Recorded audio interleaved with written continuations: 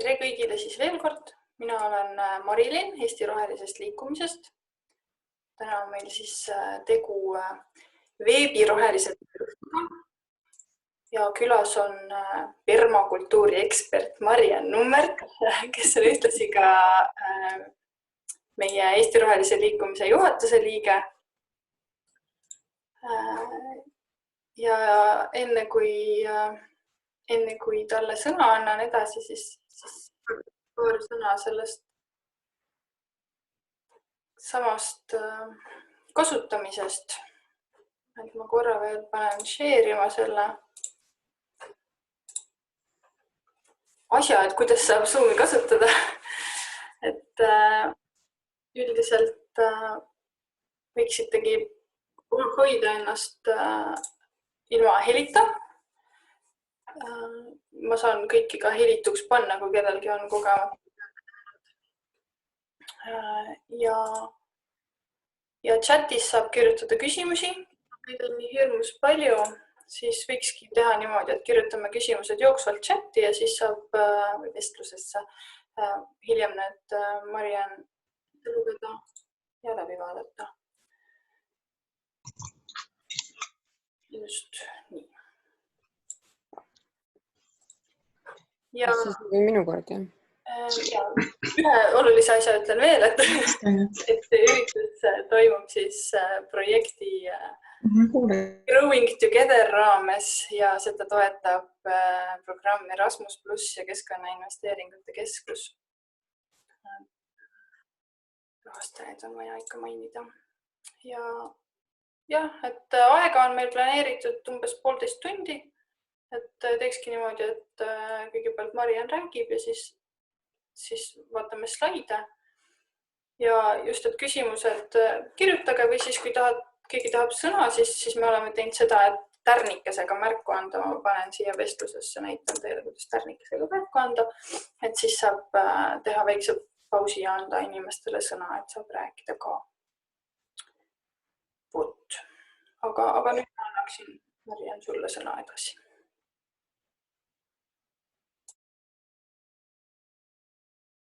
Sul ei ole heli. Nii. Nüüd ma olen kuulnud kõigile, jah? Minu nimi on Mariann ja esimest korda teen siis sellist väga moodsat lahendust oma info jagamiseks, et see üritus tegelikult pidi juba märtsis aset leidma, aga järgmisel päeval kuulutati välja eriolukord ja siis me juba natukene aimasime seda õhku ja jätsime ära. Aga ma täna võtsin ette sellise jutustamise, et ainult natukene näitan omalt poolt slaide, siis õnnelikul kombel on meil päris mitmeid küsimusi juba ette küsitud ja ma mõtlesin, et las olla siis võimalus küsida ka jooksvalt koha peal, et võib-olla see on kõige kasulikum erinevatele osapooltele. Ja siis alustuseks ma näitan oma ekraani kohe. Sellega. Äkki nüüd te vist ei näe, jah? Nüüd, kas nüüd see on näha? Ma arvan, et vist on. Ehk siis tänaseks teemaks on siis, et küsimus on ka selline natukene tagurpidine, et miks kasvatada muru, kui võib kasvatada toitu. Aga tegelikult võib-olla õigem oleks küsida, et miks kasvatada toitu ja miks mitte kasvatada muru. Vaatan, kuidas ma seda asja nüüd edasi siin näen. Nii. Siis mõtlesin, et selle küsimuse juures võib paljude asjade peale mõelda ja kõige suurem selle teema juures on see, et see on tegelikult tegemist muutusega.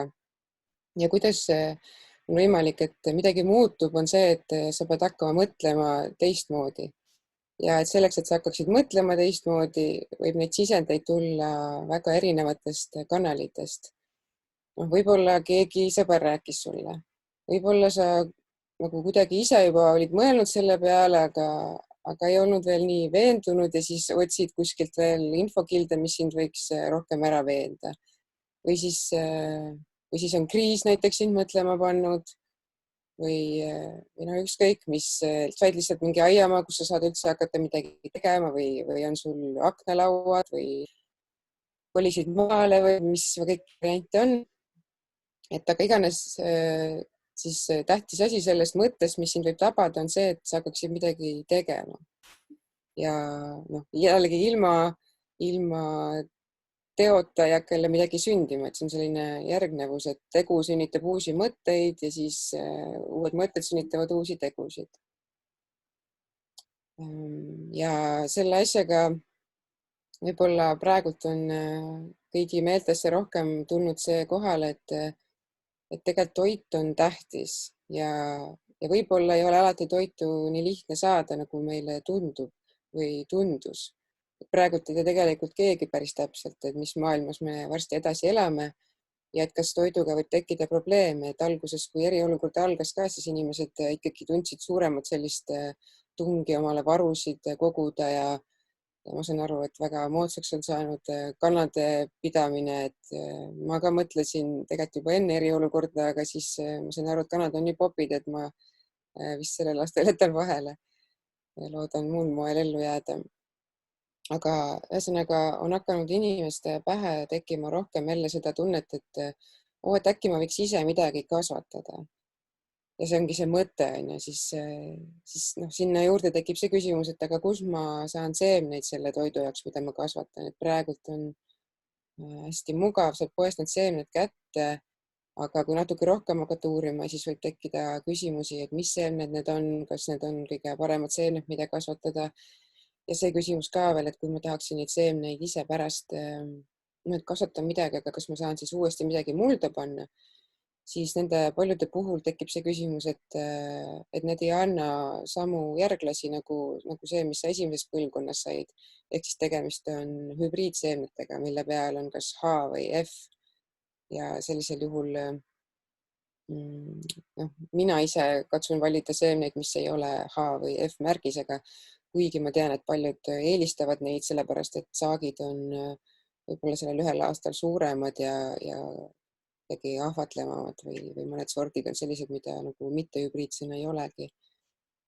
Aga see on teema, mis on nüüd ETV Keskkonnakuu raames tõusetub ka, et kui ma ei eksi, siis see kuupäev on 28. mai, kui tuleb Keskkonnakuu raames eetrisse seemnete kohta üks film, millele ma ise andsin kommentaari ka, nii et ma ise selle teemaga olen nüüd ka tegelenud ja ma soovitan seda filmi igal juhul vaadata, kui kedagi huvitab sellesse teemasse sügavamalt minna.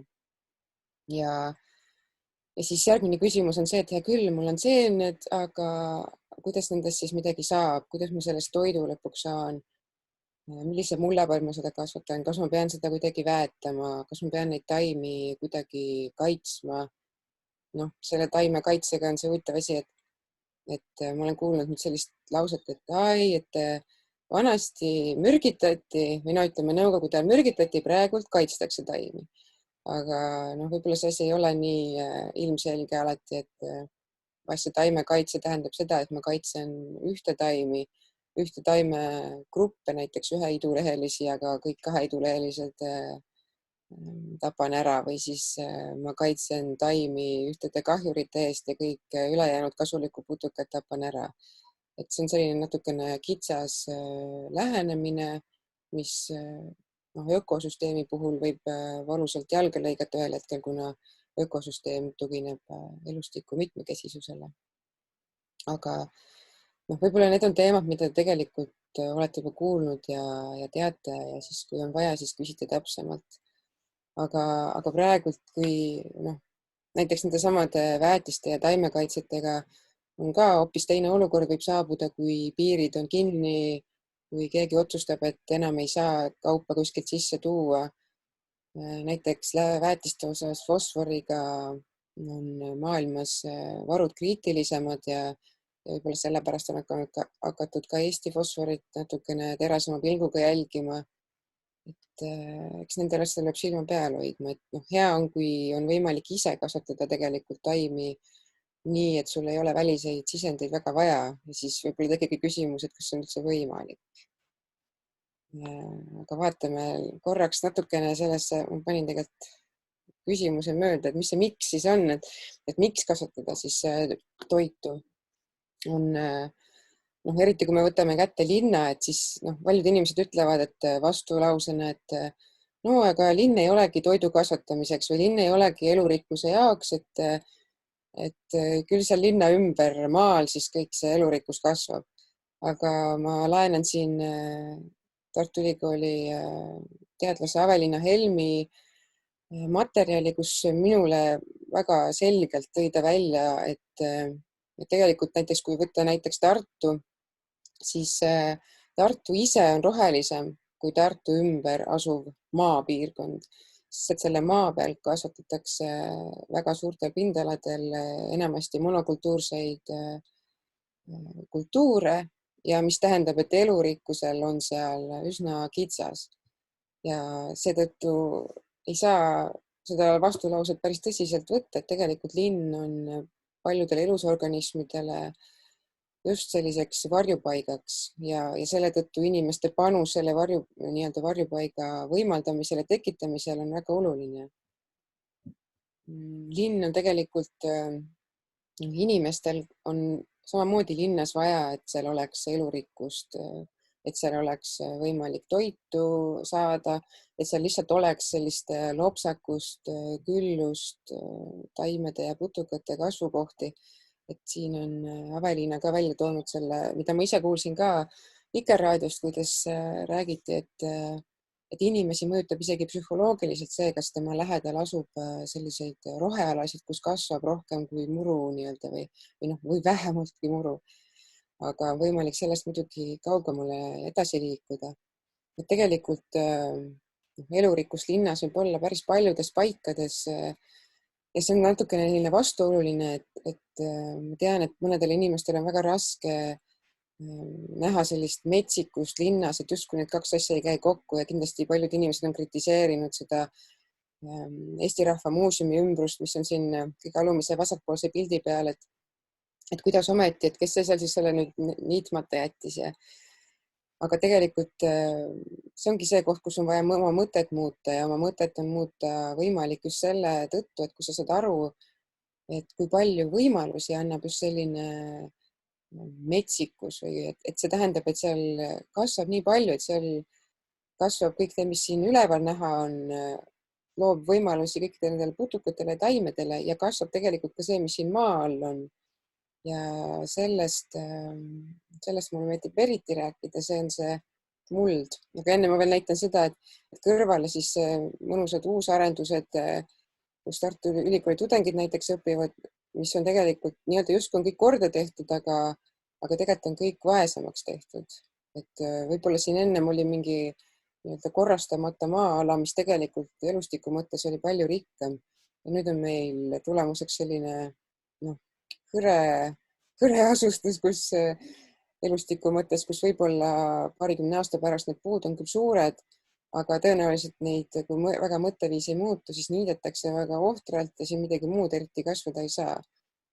Ja tegelikult me tuleks hakata muutma mõtet ka selle koha pealt, et kui me midagi arendame, siis me kohe teeme sellega looduse mõttes rikkaks, et anname loodusele midagi tagasi.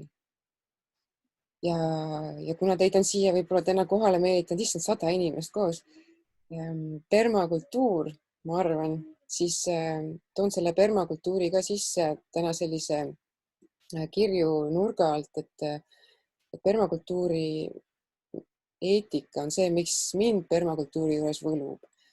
Ja selle esimene punkt on, et tuleb maa eest hoolitseda. Teine on, et tuleb inimeste eest hoolitseda. Ja kolmas, mille jaoks ma leidsin sellise uue põneva sõnastuse enda jaoks, et tuleb tuleviku eest hoolitseda. Seda nimetatakse ka ülejäägi jagamiseks, fair share inglise keeles näiteks. Ja selle kohta on palju erinevaid variante ja ka palju sellist mõtte lahti seletust. Aga kui me võtame lähemalt, et ma tegin ringid ümber nendele teemadele, mis mulle tundus, et tänase vestlusega kokku haakuvad ja tegelikult neid on veel, et tegelikult on võimalik kõiksuguse kasvatamisega ühendada permakultuuri ja ühendada kõiki palju muid teemasid. Näiteks, et maa puhul kui inimesed hakkavad rohkem kasvatama asju, siis nad hoiavad rohkem vett, sellepärast et mida rohkem on maa peal midagi kasvamas, seda paremini vesi püsib maa peal, läheb mulla alla, mitte ei voola kanalisatsiooni, mitte ei voola sealt Emajõkke ja sealt Läänemerre ja võtab kaasa igasuguseid toitaineid, mis põhjustavad seda, et Läänemeri on meil näiteks eutrofeerunud ja tee peal ka paljud muud veekogud või ka lihtsalt kohalikud veekogud, kuhu jõuab näiteks majade juurest sadevesi. Et kui inimene sinna vahepeale midagi kasvama ei pane, siis paraku ta voolab sealt üsna hea hooga üle, eriti veel selliste kõvade pinnaste pealt nagu asfaltiplatsid või kiviplatsid. No, mis näiteks, kui meil kliima muutub, siis öeldakse, et on rohkem selliseid intensiivseid sademetingimusi, tugevaid vihmasid näiteks, just sellistel puhkudel on eriti oluline, et me suudaks osa sellest veest vähemalt maa sisse kanaldada ja seetõttu on nii-öelda murust millegi külluslikuma loomine ka oluline. Siis see minu lemmikteema mulla kasvatamine, siis kui ma kasvatamise jõuan, siis ma saan hakata mõtlema, et kuidas taimi koos kasvatada ja kuidas nad teineteist toetavad, mis on seltsilistaimede teema. Siis võtaksid kohe järgmisena toidusalud, mida on võimalik tegelikult linnas ka teha. Kui sa seal juba koos hakkad mitmeid tasandeid taimi kasvatama nagu õunapuud, marjapõõsad ja all igasugused ürte, siis tegelikult see ongi juba peaaegu toidusalu. Siis linnaaiandus, mis nagu laiemas mõttes võib hõlmata seda, kui igaüks kasvatab midagi linnas, aga kitsamas mõttes ka seda, kui tehakse näiteks kogukondlikke aedu, nagu Tartus on Emajõe aed, mis on just nüüd uuesti uut sündi läbimas, siis on maheaed. Neid aiaalgatusi on veel, Tallinnas on päris mitmeid ja tegelikult maa-asulates tihti on need vanad aiamaad veel alles, kus inimesed osaliselt veel kasvatavad. Ja kindlasti ma ise just osalesin näiteks uusarenduse planeerimisel, aitasin kaasa, kuidas Tallinnas Harku järve äärde planeeritakse juba elamurajooni ka sisse selliseid kogukonna aiandust võimaldavaid platsikesi, mis on siis võib-olla selline uus suund. Siis seemnete kogumine, mis igaüks, kes kasvatab, saab selle peale mõtlema hakata, mis kõik on tegelikult maa eest hoolitsemise võimalused. Siis kui me võtame ette inimeste eest hoolitsemine, siis ma mõtlesin, miks ma piiritsin ära, ringitasin, oli see, et inimene saab haljastusega endale tekitada sellisest kaitset just või selliseid endale sugust hubasust, mõnusat olemist, et sa ei tunne ennast lageda tühja välja peal, mis vahest juhtub, kui sa oled mõnes värskelt arendatud piirkonnas elamas. Et siis tegelikult tekib täitsa selline tunne, et sa tahaksid nagu rohkem hoitud olla ja kõiksugune taimed, mis kasvavad, aitavad sul seda teha või seda tunda. Siis see inimestest hoolitsemine tegelikult, nagu me näemegi, praegudki see on grupiprotsess, meid on siin terve hulk ja me koos mõtleme, kuidas teha seda asja paremini, kuidas teineteist toetada. Kogukonna aiad on aga suuresti grupiprotsess, seal ei saa, suuri asju ei jõuagi üksi kunagi ära teha ja seda, et me oma tegevusega siin maa peal maad paremini aitaksime, siis see mul ongi kõik grupiprotsess.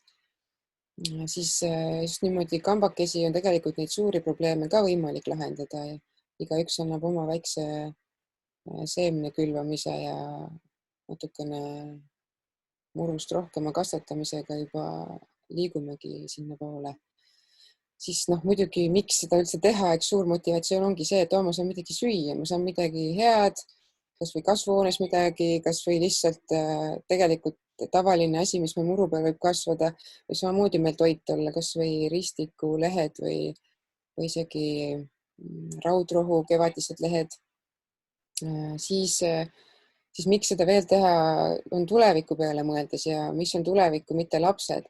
Tegelikult ma ise näen oma laste pealt, et kui lapsed on sellises hästi korralikus aias, siis nad kuidagi ei tea, mis seal teha. Neil ei ole nagu kusagil olla, seal ei vedele ühtegi oksakest eriti, millega midagi välja mõelda ja mängida. Et linnaaias on lastel kuidagi palju keerulisem ja hakkab lihtsamalt igav.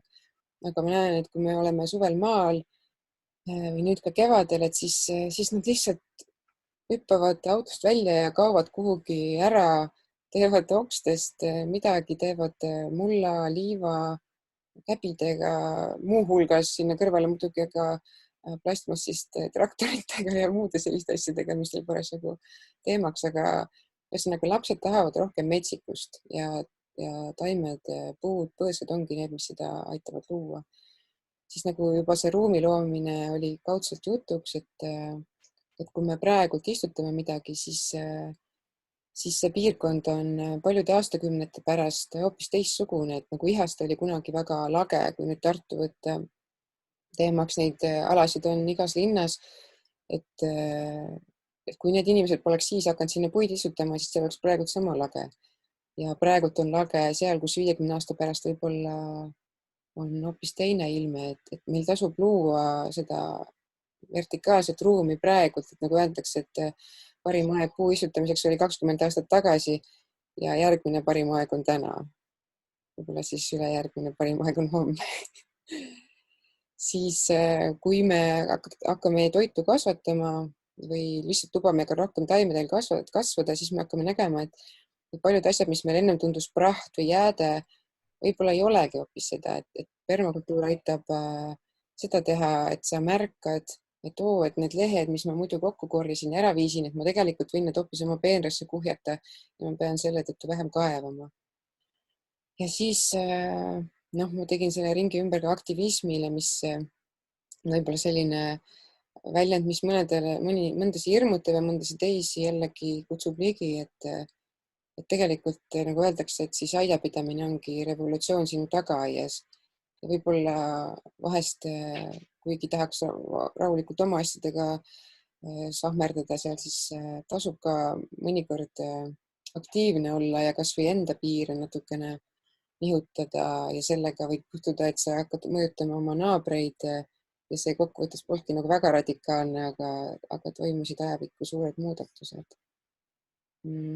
Ja siis sellest kokkuvõte ja niisugune julgustus ongi, et tööta loodusega koos, mitte looduse vastu. Siis sa hakkad nägema uusi võimalusi. Ja kuidas nüüd pihta hakata, siis ma arvan, et kõige tähtsam on see, et sa hakkad vaatlema neid asju natuke teise pilguga, süvenema hakkad nendesse ja näiteks kas või see, kui sa nüüd võtad ette, et tahaks muru peal midagi kasvatada, midagi muud, siis tegelikult sa võid esmalt vaadelda, et äkki seal kasvab tegelikult midagi muud ka kui ainult murutaimestik. Et kui sa ei ole väga palju vaeva näinud ja seal ideaalselt inglise muru tekitanud, siis kui sa natuke harvem niidad, siis sa näed, et seal tõenäoliselt kasvab midagi veel ja võib-olla sellest midagi on juba söödavat. Ehk siis alusta sealt, kus sa oled.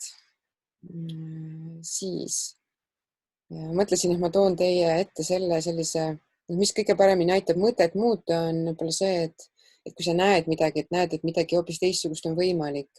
Mis mind on päris palju mõjutanud, on sellist just visuaali mõttes Iirimaalt üks naine, ta on vist umbes 50-ndates ja tema 9 aasta töö on siis selline, et selline lage põhjakallakuga niiske maa on nüüdseks tema usinate käte abil täielikult muteerunud nii-öelda positiivses suunas kaetud rohelusega ja suudab kasvatada talle endale toitu ja suudab üldse tekitada hoopis teise elupaiga, et ma kujutan ette, et tema kinnisvara väärtus on kõvasti tõusnud.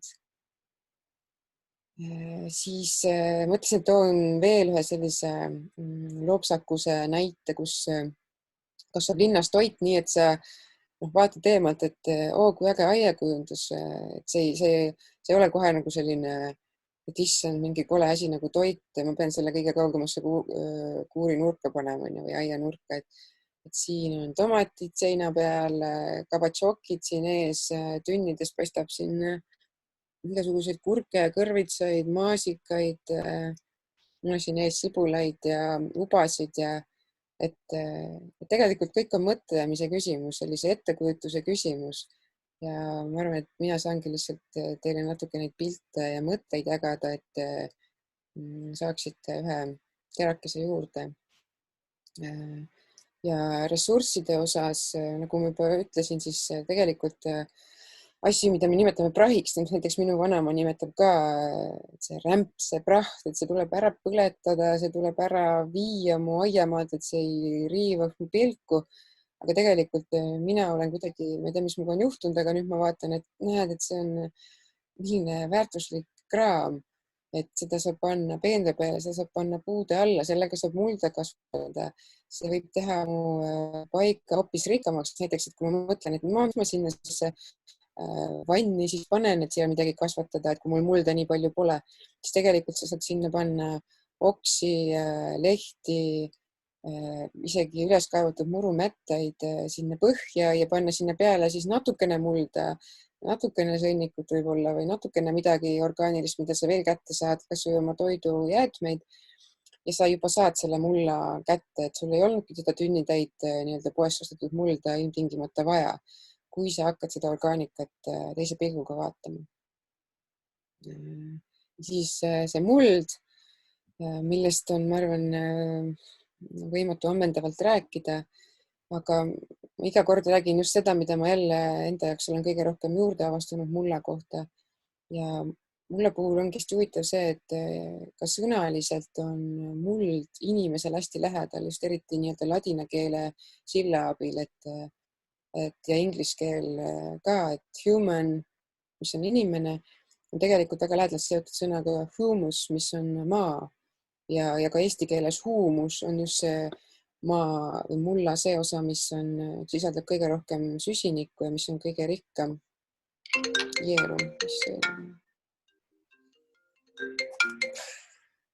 Vabandust, mis nüüd juhtus? Kas ma nüüd saan teha? See kadus. Vabandust, ma panen selle kohe ette. Meie näeme kõike ilusti. Näete kõike või? Issand jumal, mis see tähendab? Ma ei tea seda. Nii, aga kas te nüüd näete jälle või?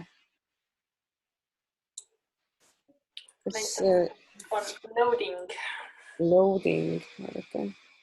Kohe vaatan, mis see on. Siin sellest asjadest ennast kaitsen. Vaatame, proovin uuesti.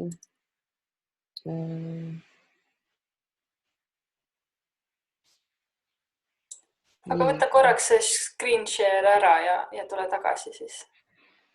See nagu kodus ära ja siis.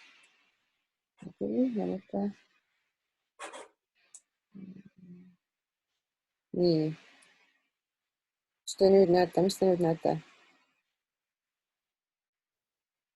Peaaegu hästi näeme. Nii, nüüd näete kõike? Jah. Ehk siis me inimesed oleme ka nagu mullast tehtud justkui, et inimeste eesti keeles on ka selline lause, et mullast oled sa võetud ja mullast peaks sa saama ja Eesti inimeste südameid liigutab ikka see sind surmani lugu minu meelest hästi palju, mis minu jaoks kuidagi on ka nagu mullaga seotud ja selle elutsükliga, et me inimestena, ma arvan, et nüüd on aeg jälle rohkem mulla peale mõelda, kuna ÜRO ütleb, et 50 aastat on jäänud, et nagu ikka, et siis kui mingi asi hakkab lõppema, et näiteks kui elu hakkab lõppema, siis sa nagu alles saad aru, et kui väärtuslik see on, et võib-olla mullaga on ka natukene, et nüüd me peame hakkama selle peale rohkem mõtlema ja vaatama, kas me saame veel midagi paremaks teha.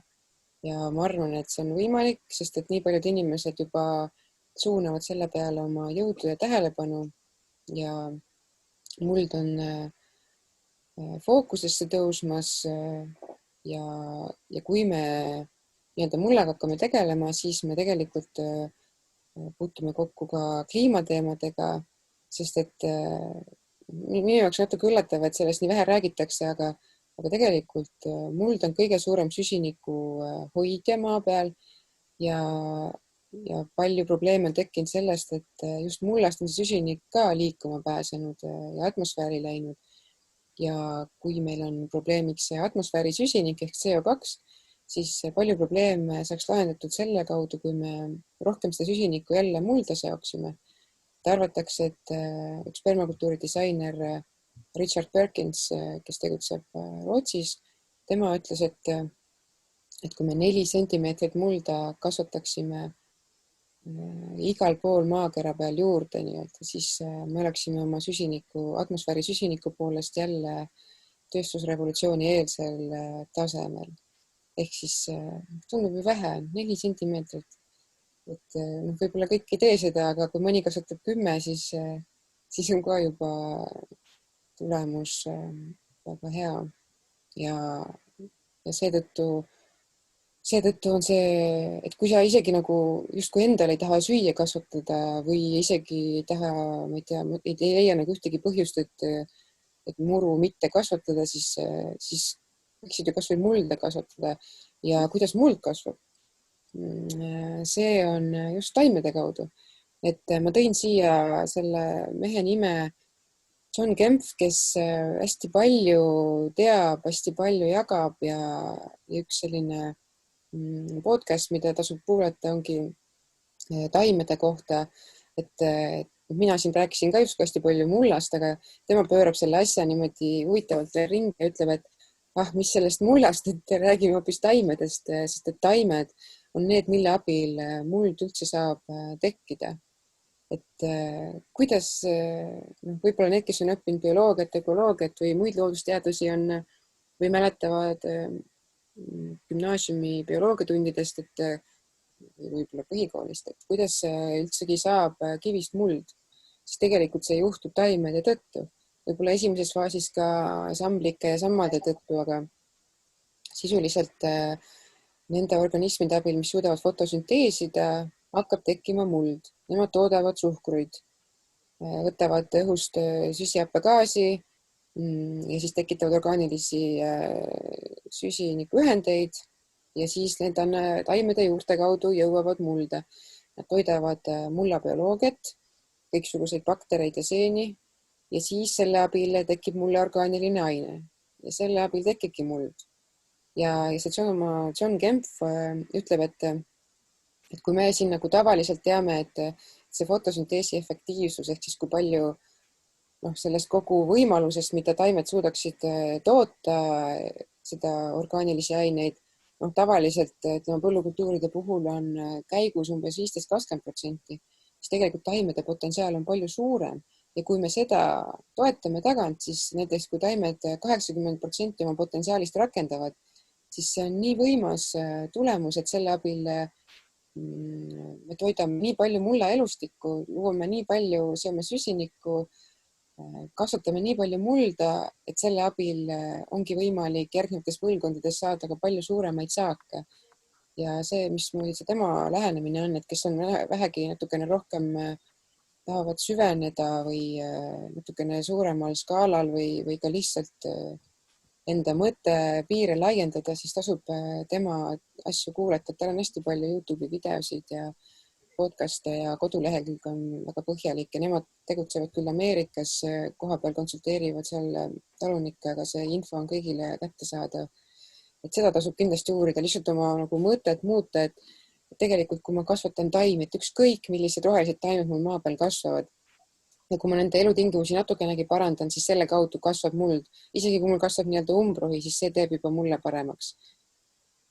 Nii. Aga jõudsingi hooga kohe küsimuste juurde. Ma juba hoidsin mõningaid küsimusi jutu ajal ka mõttes, aga mõned küsimused on hästi konkreetsed ja ma võtsin selle meil ette, juba mõned inimesed küsisid küsimusi. Ma panin need küsimused siia kohe kirja ette, et kõik ka näeksid ja võib-olla saate ise ka endast mingit kasu juurde. Helen küsis seda, et sisuliselt, et millised taimed võiksid varjus kasvada aias, kus on palju näiteks naabrite puid, millega sa ei saa midagi teha. Ma tean, et Heleni aias just nii on. Et mis seal siis kasvada, et näed, et paljud taimed kiduvad, mingit saaki ei anna. Et Helen juba tegelikult andis ise ka mõned vastused ära, et lehtköögiviljade teema ja näiteks sõstrad, et millest mina lähtun vastamisel ongi see, et millised taimed saavad looduses ka suurema varjuga hakkama. Just näiteks need sõstrad, ongi minu esimene pakkumine ka, just eriti punased sõstrad, et mustad tunduvad on natukene valgusnõudlikumad, aga punased sõstrad kasvavad ise metsas ka ja ei anna küll nii palju saaki, aga nad annavad saaki ja nad jäävad ellu. Nii et ma pakuks, et sõstardest punaseid sõstreid rohkem võib katsetada teistega ka, sest ega sa kunagi ise ei suuda seda valgust nii hästi ära mõõta ja vaadata, et kas need taimed saavad sellega hakkama või mitte. Siis järgmine asi, mille peale mõelda on, et marjad, mis metsas kasvavad ka päris suures varjus, et nende peale tasub mõelda, need võivad vahest nõuda selliseid eritingimusi, näiteks happelisemat mulda või sellist kooslust, näiteks mustikad, jõhvikad, pohlad. Kuigi pohlad ja mustikad võib-olla kuskil seal piiri peal saavad hakkama, et peab natukene timmima, et ma tean, et Elenil ongi selline natukene rabasem supiline aiamaa, et võib-olla seal just võib täitsa kasvatada selliste taimedega ka, mis võib-olla kunagi kasvasid, kui ema see supilinn polnud veel linnaks tehtud. Siis ma leidsin sellise pildisoovituse, kõikisin eesti keelde ära ka, et siin on öeldud esimesena porgand, et ma ise olen porgandit püüdnud kasvatada natuke varjus ja mitte väga häid tulemusi saanud, nii et ma selle taha panin küsimärgi, et ma ei julge seda 100% soovitada, aga võib ka juhtuda, et mul olid mõned muud põhjused, mis põhjustasid selle mitte edenemise. Et võib proovida. Siis ise ma olen lootnud neid erinevaid põõsasubasid kasvatada natuke rohkem varjus. Salatid, nendele tegelikult meeldib, kui nad ei ole kõige kuumema, eredama, kuivema päikese käes. Siis piparmündid igasugused saavad hakkama, selline moodne asi nagu pak choi, ma ei tea, ma ise selle kasvatamisega ei ole veel õnnestunud, see tahab natuke sellist jahedust ka või nagu kevadel peab juba õigel ajal alustama ja võib-olla sügisel jälle kasvatama, muidu läheb õitsema. Siis kartul, selle kohta ma võin küll öelda, et mu vanaisa ja vanaema kasvatavad seda õunapuude all ja seal ta täitsa saab hakkama ja annab saaki. Siis sparglid, nemad on ka sellised, ka natuke nagu metsataim peaaegu. Siis ürtidest petersellil, koriander ja see varseller võib täitsa proovida. Redised on ka sellised, aga need on nii kevade taimed, et neid kasutatakse meie kliimas enamasti kasvuhoones, aga võib proovida. Võib-olla linnaaedades on natuke soojem ka. Siis porru, seda ma olen kasvatanud ise ka poolvarjus, nii et see sai hakkama, aga ütleme päris varjus ei taha nii väga kasvada, et siis seal on rohkem, siis peab leiutama natukene, et mis on need taimed, mida annab veel süüa, mis nagu esmapilgul ei paista üldse söögitaimed, näiteks hostad on minu meelest söödavad. Aga siis sellesse võib natuke süvenema veel juurde.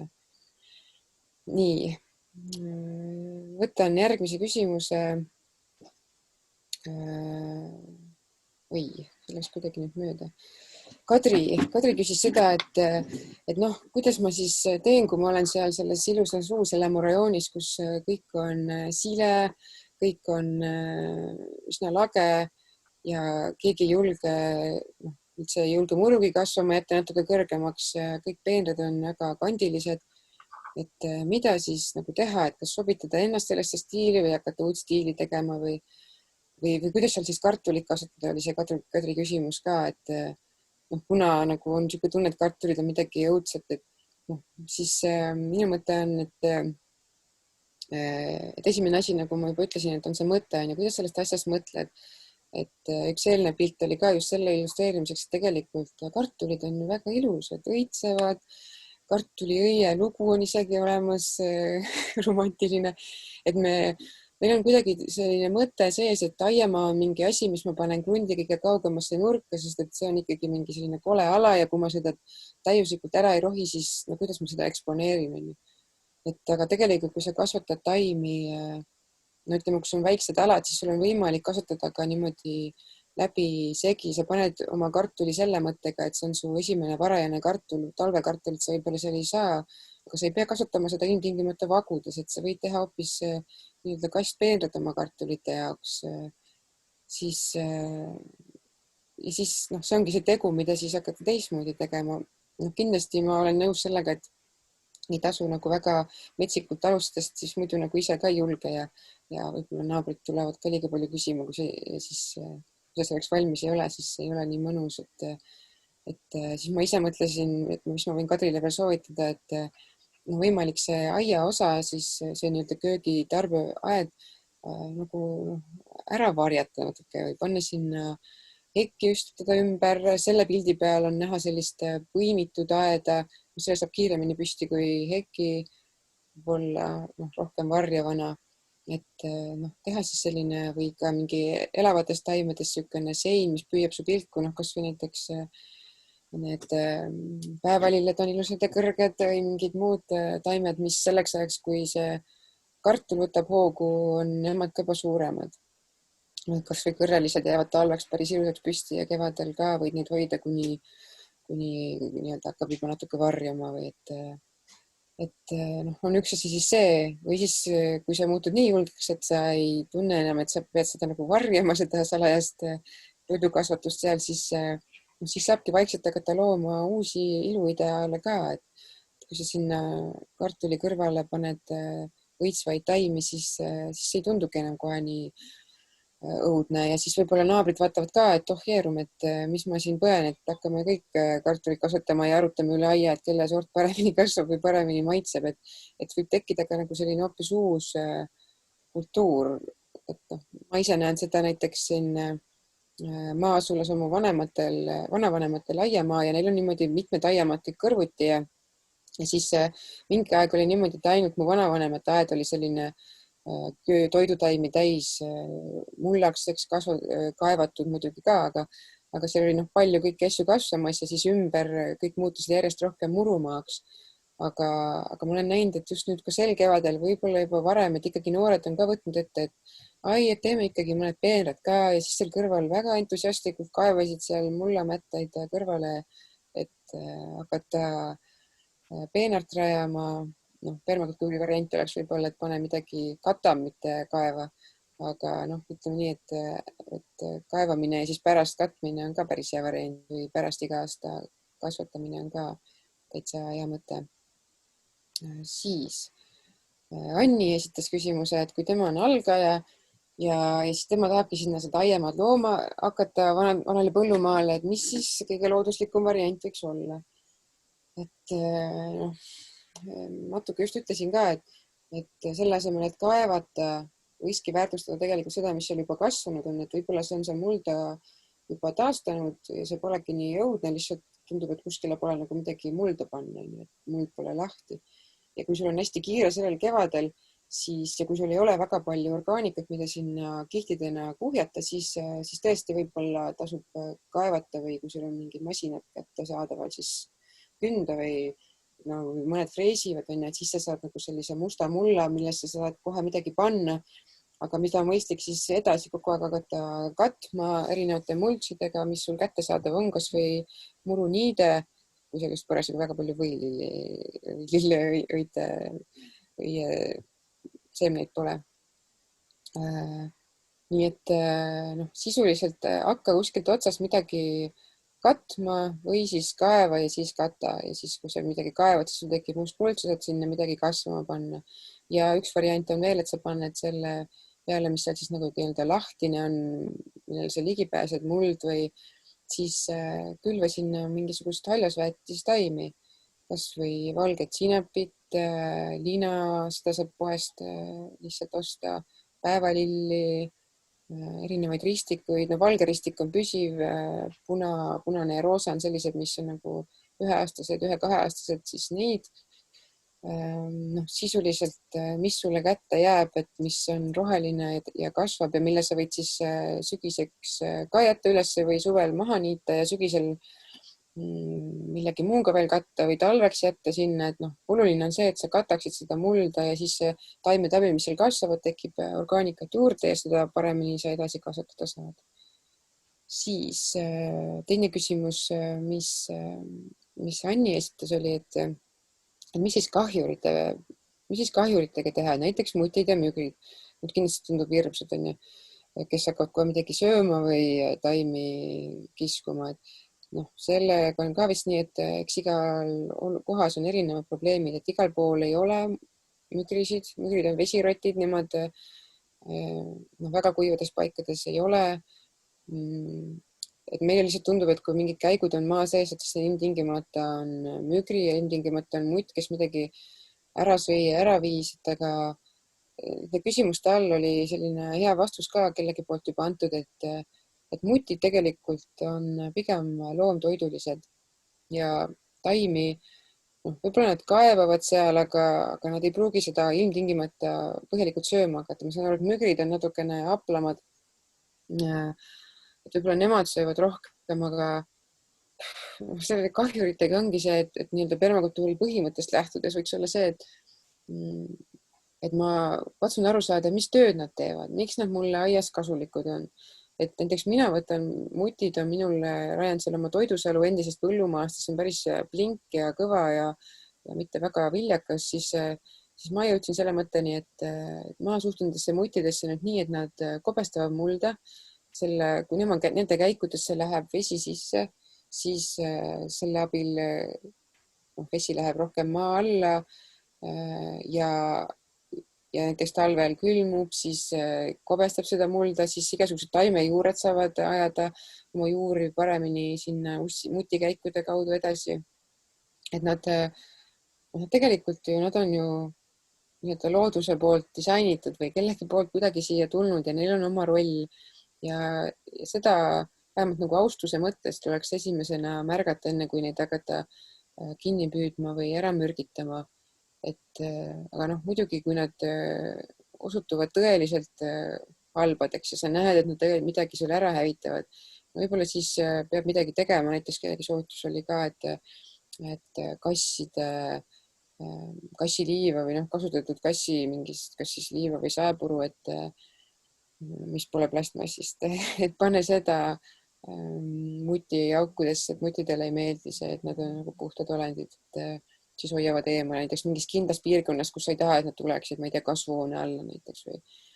Aga mina ei ole näinud, et nad niimoodi kõike ära sööksid ja mina neid nagu ise nii väga ei karda, võib-olla ma olen naiivne, aga mina neid nende vastu nagu sellist risti seda ei taha küll ette võtta. Et võib-olla see, ma olen kuulnud ka selliseid ütlusi, et kui sa lõpetad nendega võitlemised, siis need lähevad ära, on ju. See pole nagu üldse teaduslik ja selle peale ei saa nagu kindel olla justkui, aga selle peale võib mõelda, et äkki see juhtub.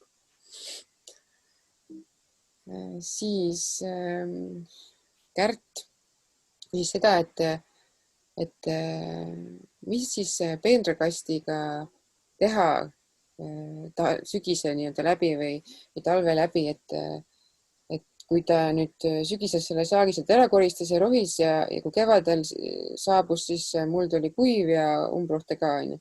Või ma ei tea, kas tal siis umbrohte oli, aga minu soovitus ongi, et nagu miks muld kasutab umbrohte, see loogika on selles, et ta ei taha paljas olla, on ju, sest et paljas muld tähendab erosiooni, tähendab mulla vaesustumist ja siis muld teeb sisuliselt kõik, et seal peal taimed kasvaksid. Ja kui sina ei taha, et seal kasvaksid need esimesed umbrohud, mis alati tärkavad kiiremini kui sinu külvatud asjad, siis sa pead selle mulla katma, nii nagu ta tahab seda ise teha, on ju, ta tahab katta ennast mingi orgaanikaga, kas siis taimedega või siis näiteks nagu looduses juhtub lehtedega, on ju. Et kui sul lehti pole, lehed on muidugi hea materjal, siis panegi kas või puiduhaket, kas või mingid niidet. Põhk on juba siuke eksklusiivne kraam.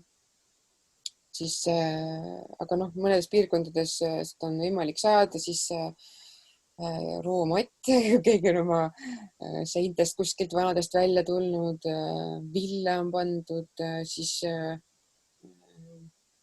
see linaluu näiteks vanades majades soojustusmaterjalina saada.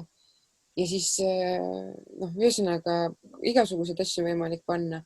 Ja siis teine variant, et kui sul pole seda, et siis pane siis taimed külvama, pane need samad haljasväetist taimed, mida ma nimetasin, et isegi põllumehed sügisel juba külvavad neid maa peale, et kevadel mitte hakata umbrohtudega võitlema ja neid pritsima.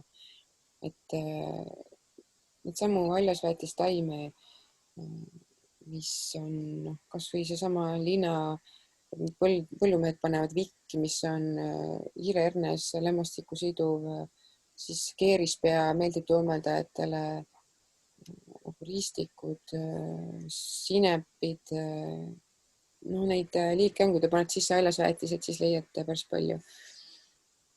Et ega selline kuiv, ära kuivanud, lõhenenud muld tõesti ei meeldi taimedele ja kui see ei ole sul kaetud, ega siis kui on ikka kuivad ilmad, sa pead seda väga palju ka kastma. Et seetõttu multsimist ma küll soovitan igatpidi.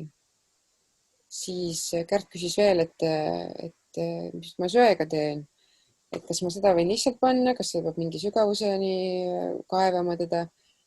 Et looduse loogika on see, et sa paned pealt, paned kihte juurde, et looduses keegi nagu väga ei tule kuskile midagi juurte alla segama, sügavale panema, et looduse jõud, vihm sajab ülevalt, gravitatsioon, kõik tuleb ülevalt ja see viib järjest neid toitaineid allapoole. No ütleme, kui sa teed sellist kihtidest multsitud peenart, siis sa võid sinna panna kuskile vahekihtidesse seda ka, aga sellepärast hakata eraldi kaevama, et teda kuskile sügavamale panna, seda ma arvan, et tasub teha. Võib lihtsalt peale panna ja katta näiteks mingi multsiga ära. Söe puhul on see ka hea, et seda on hea ennem aktiveerida, sest süsi on ise toitainete vaene, ta on lihtsalt süsinik, ta on väga hea sellepärast, et ta annab elule palju kasvuvõimalusi. Aga seda tasuks nii-öelda aktiveerida ja selleks võib olla komposti hulgas. Ma tean, et näiteks kui ma käisin Mõisamaa Ökokülas, siis nemad kasutasid, panid oma uriini sinna peale ja see nii-öelda lämmastik, sisuliselt lämmastik sinna juurde ja siis see seisis mingi aja ja siis ta oli nii-öelda aktiveeritud ja siis ma panin ta muldest. Muidu võib olla, et see süsi tõmbab ka toitaineid nagu mingi käss nende sisse mingi aja ja siis laseb need pärast lahti, kui ta hakkab lagunema või ta on täis kogunenud, et siis selleks, et vältida sellist ajutist äratõmbamist, siis tasub teda ennem nii-öelda nagu rikastada.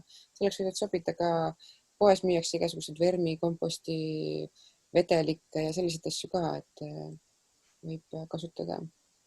Ja siis Kärdil oli veel üks küsimus, et kui tal on lubikrohvi jääke, kas ta neid võib aias kasutada.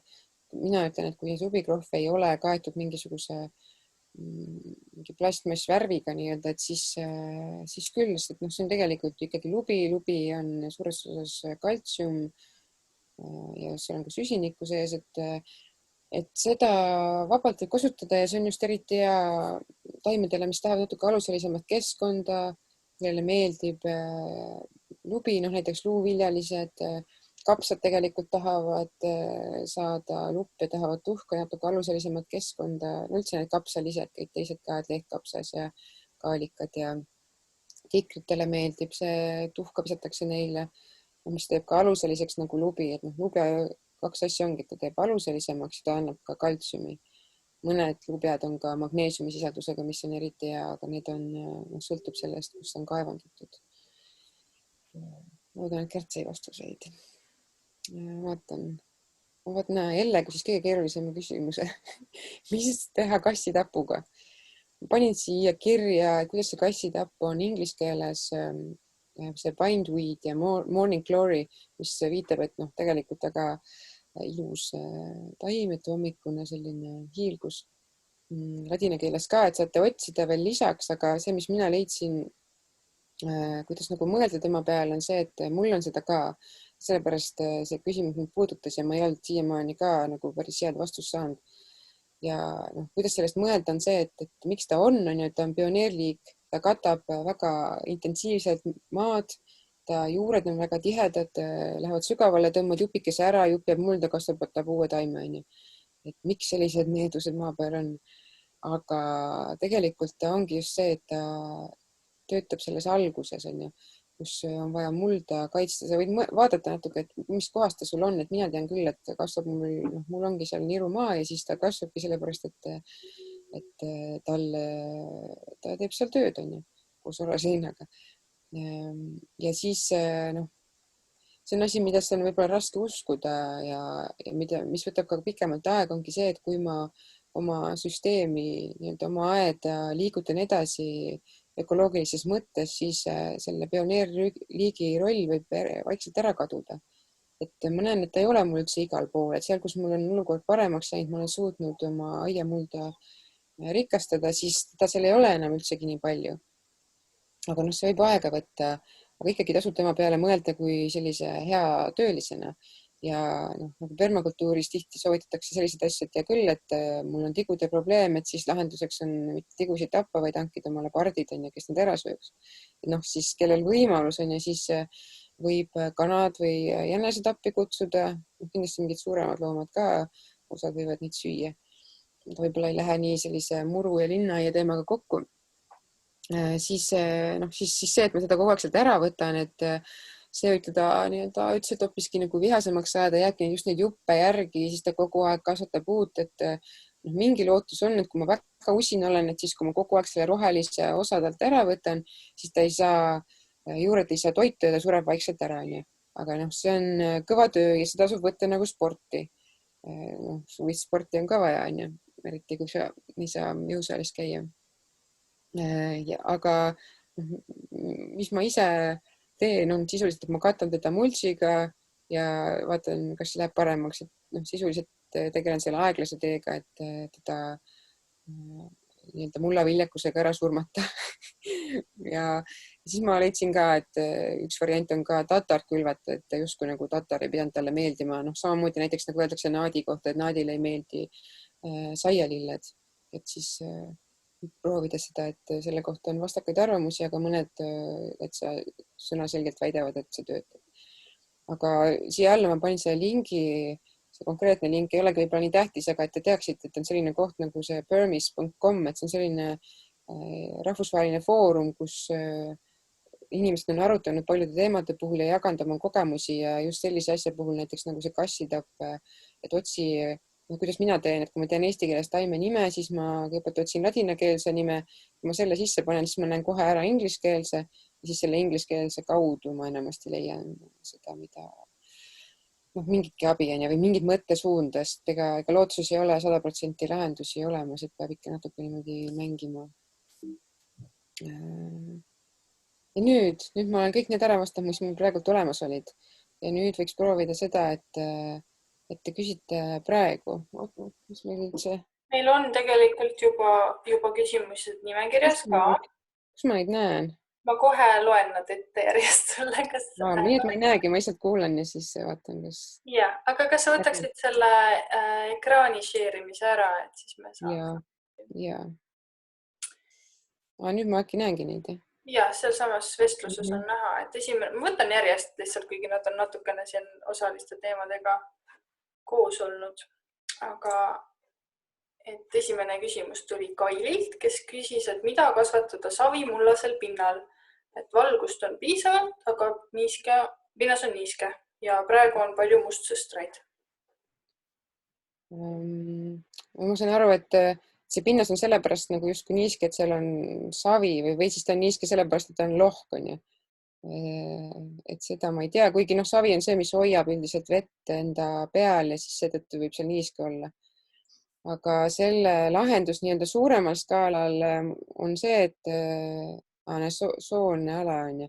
Nojah, soine ala, et siis kas ta on siis veel turbaga, et seda ma ei tea, aga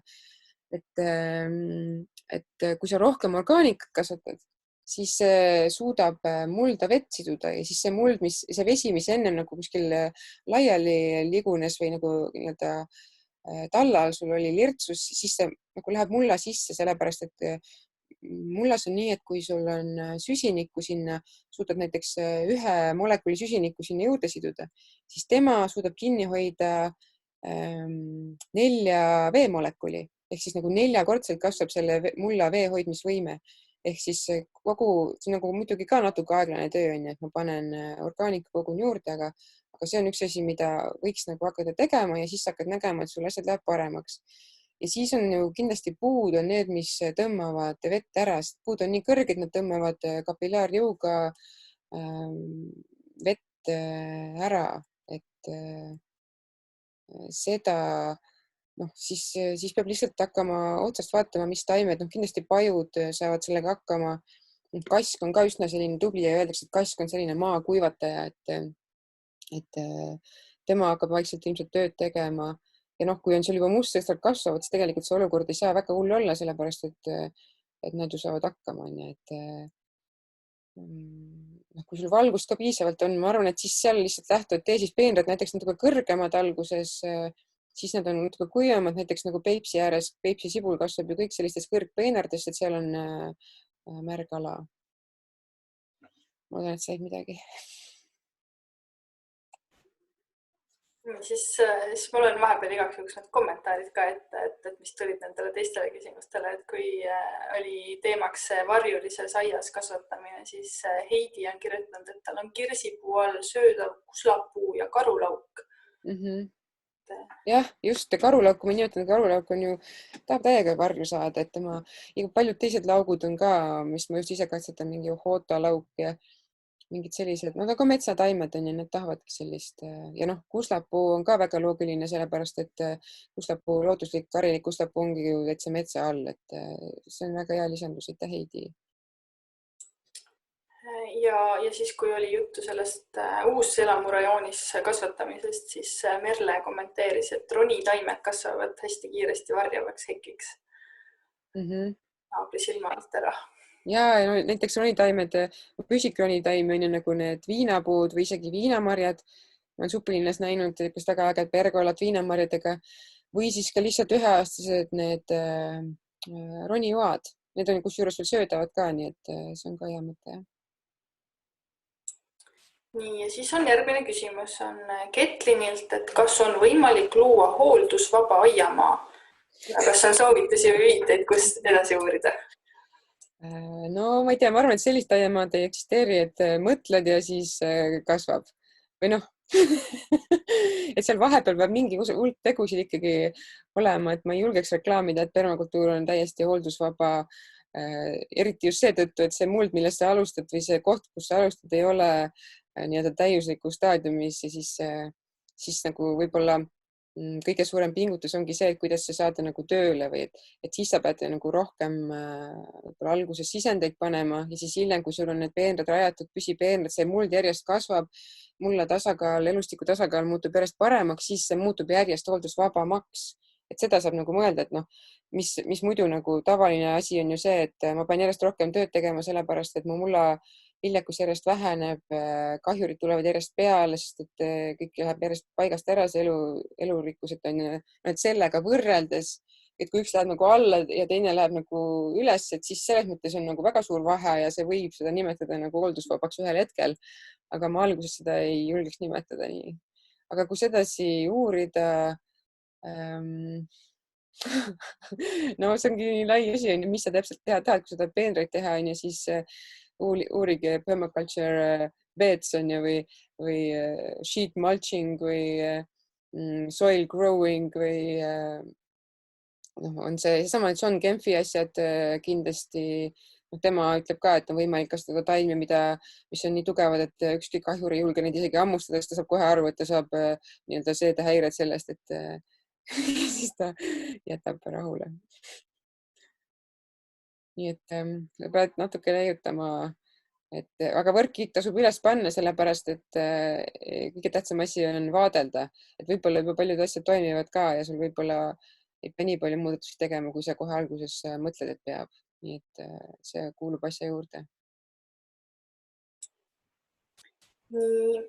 Ja siis Mirelle küsib, et kas põhupakkudes kasvatamine liigitub ka permakultuuri alla?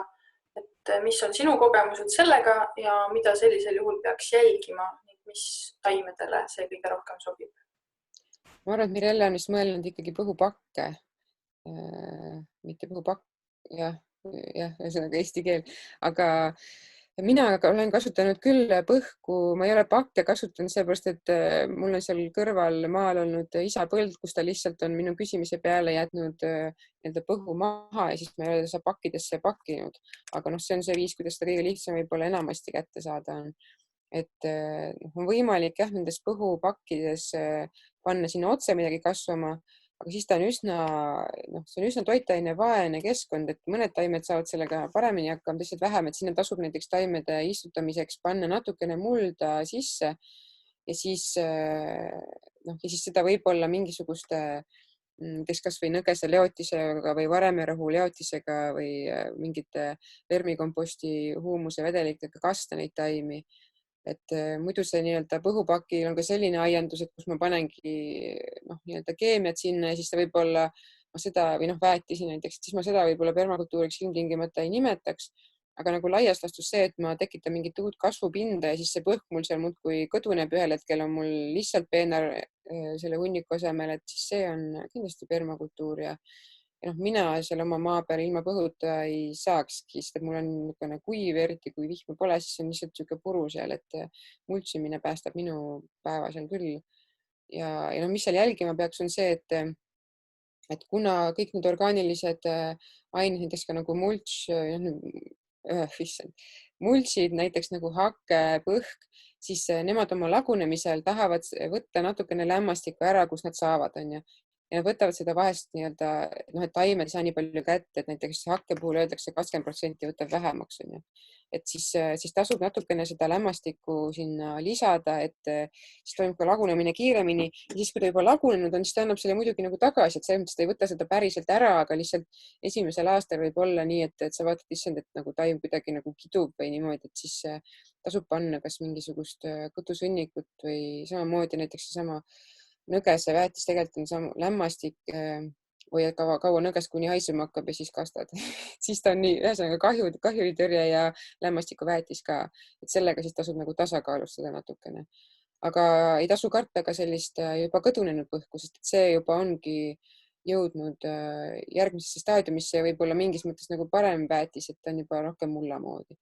Lihtsalt multsina on niisugune värskem võib-olla tõhusam.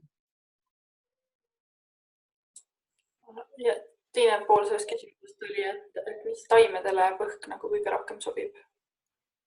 Näiteks maasikatele, strawberries.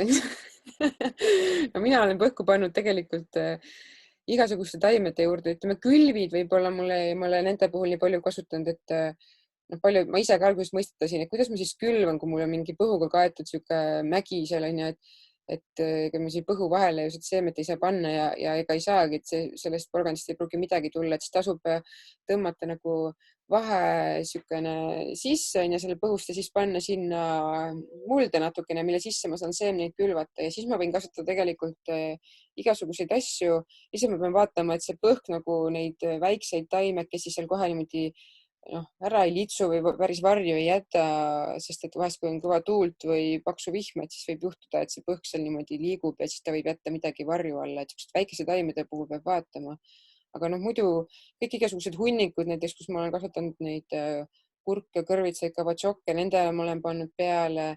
Ma olen pannud ka põõsaste ja puude alla, kui ma neid istutanud olen. Siis tasub see märjaks teha, muidu kui paned päris kuiva ja mingi tuuline ilm on, siis lendab minema, aga seda, kui ta natukene juba niiskus saab, siis ta nagu liitsub sinna maad ligi rohkem ja ei lähe enam kuskile ära.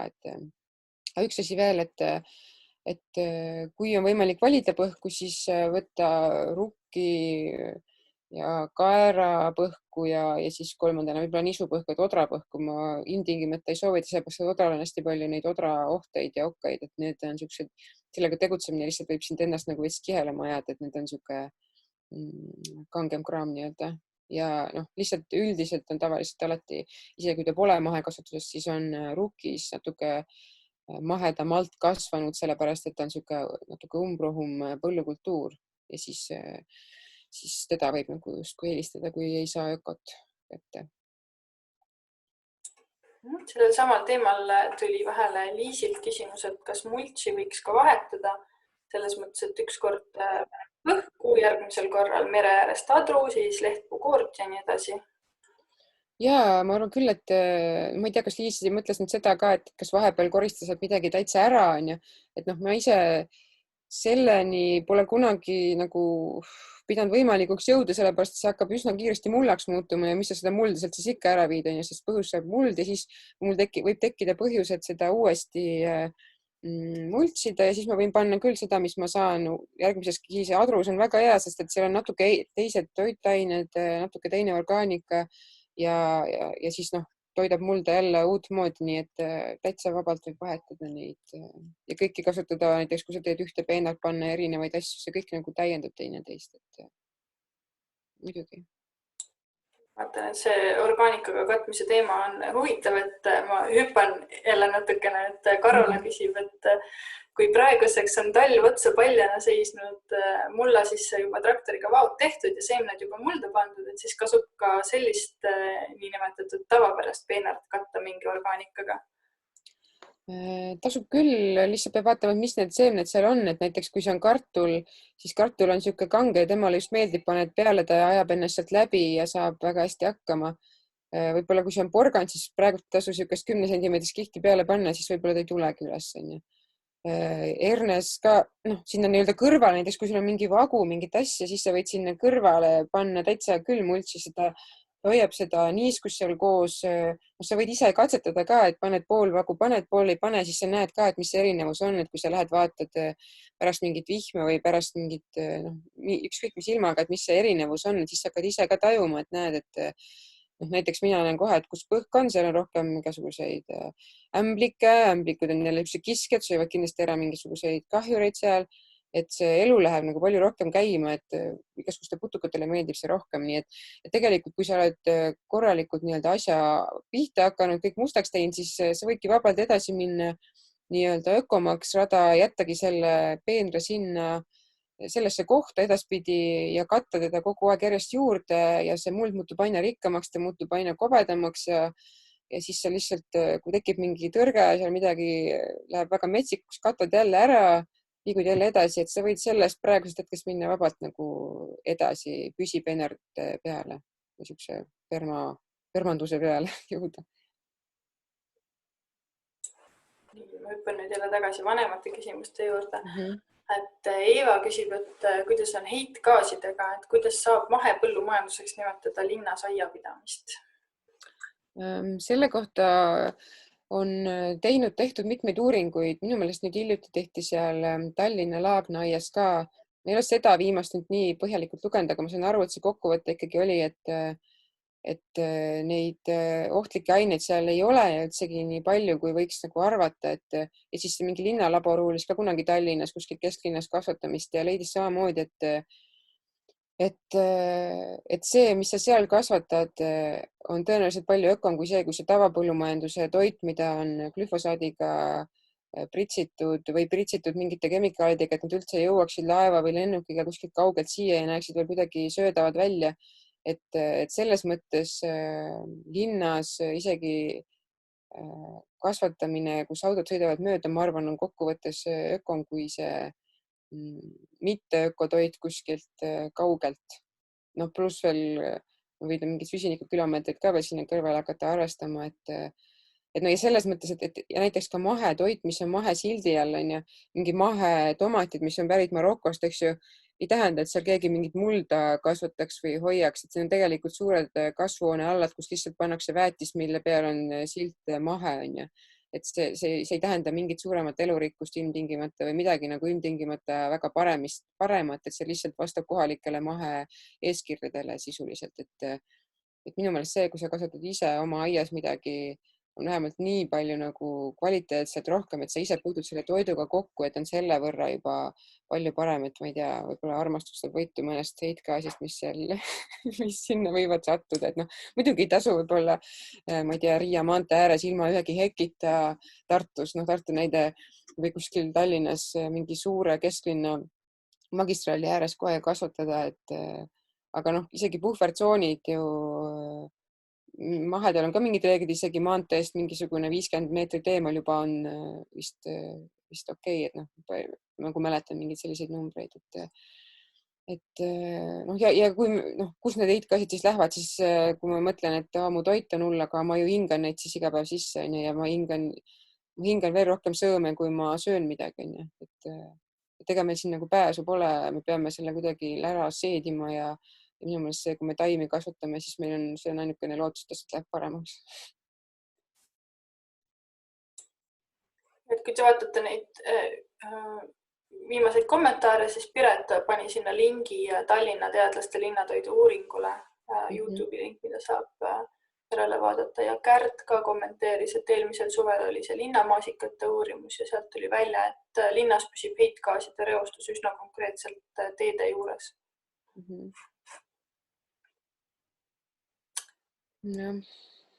Okei, nii. Merle küsis taimede kooskasvatamise kohta, et on tehtud igasuguseid tabeleid, mis sobivad omavahel ja mis mitte, aga kahjuks paljud tabelid on vasturääkiva infoga. On üldse taimi, mis omavahel kohe üldse kokku ei sobi, ning kus saaks kõige adekvaatsemat infot selle kohta? Ma tean, see on täiega keeruline teema. Mul on ka mingi raamat, mis praegu pole siin, aga seltsilistaimede kohta eesti keeles ka. Ja no see on siuke, et hakka ühest otsast pihta ja siis jooksed täiega kokku, sest et sa ei saa nagu aru, mis sa sinna kõrvale paned. Ja siis on mul selline, ma võin näidata, mul on siin seina peal siuke, see paistab kuskile siuke hästi keeruline tabel seal. Ka sõbranna tegi mulle, kus on kõik mingi hullult peal, et mis millega sobib, onju. Ja noh, ma vahepeal näen neid näpuga järgi, aga ma ausalt öeldes ma ei ole kõike pähe õppinud ja tõesti mina ka nagu kõike ei leia, et ma leidsin isegi mingi äppi, mis pakkus selliseid asju, mis kokku sobivad. Aga Companion Planting oli vist see, vaata, mis selle nimi võis olla. Ühesõnaga, et selle kohta tõesti on nagu väga erinevat materjali ja ma ise nagu tuginen sellele, mida mu vanaema on öelnud või mis on mingid baasasjad, mida on nagu Eestis ammu teatud, näiteks nagu, et oad ja kartulid, seda kasutati vanasti alati koos. Need oad olid enamasti need põldoad, mida kasutati rohkem, onju. Ja noh, üldse oad on sellised lämmastikusiduvad, need toetavad kartuleid ja nende juured ei konkureeri omavahel. Siis nii-öelda klassikaline permakultuuri 3 õde on kõrvitsad või ütleme mingid kõrvitsalised, siis mais ja latttuba, see ronivuba. Eestis sa võid kasutada seal ka seda põõsasuba või aetuba, et need on nagu sarnased kõik. Kui sul uba või seda maisi ei taha kasutada, siis võib panna päevalill, et see point on seal, et see päevalill või uba kasvab kõrgusesse ja siis toetab näiteks seda kasvavat uba on ja mis läheb kõrgusesse ja siis see kõrvits on maad ligi, katab maa ära, hoiab niiskust ja ei lase umbrohtudel ligi tulla, et tal on hästi palju lehti, et sellised asjad. Siis minu vanaema kasvatab porgandit ja sibulat koos, et sibul peaks tõrjuma neid porgandikahjureid. Siis kasvuhoonetes ei soovitata koos kasvatada kõrvuti tomateid ja kurke, aga tomatid ja basiilikud saavad hakkama, onju. Mina olen küll näinud, et mu vanaema kasvatab tomateid ja kurke kõrvuti ja kõik annavad saaki, onju. Ma ei tea, see asi on võib-olla siuke nagu,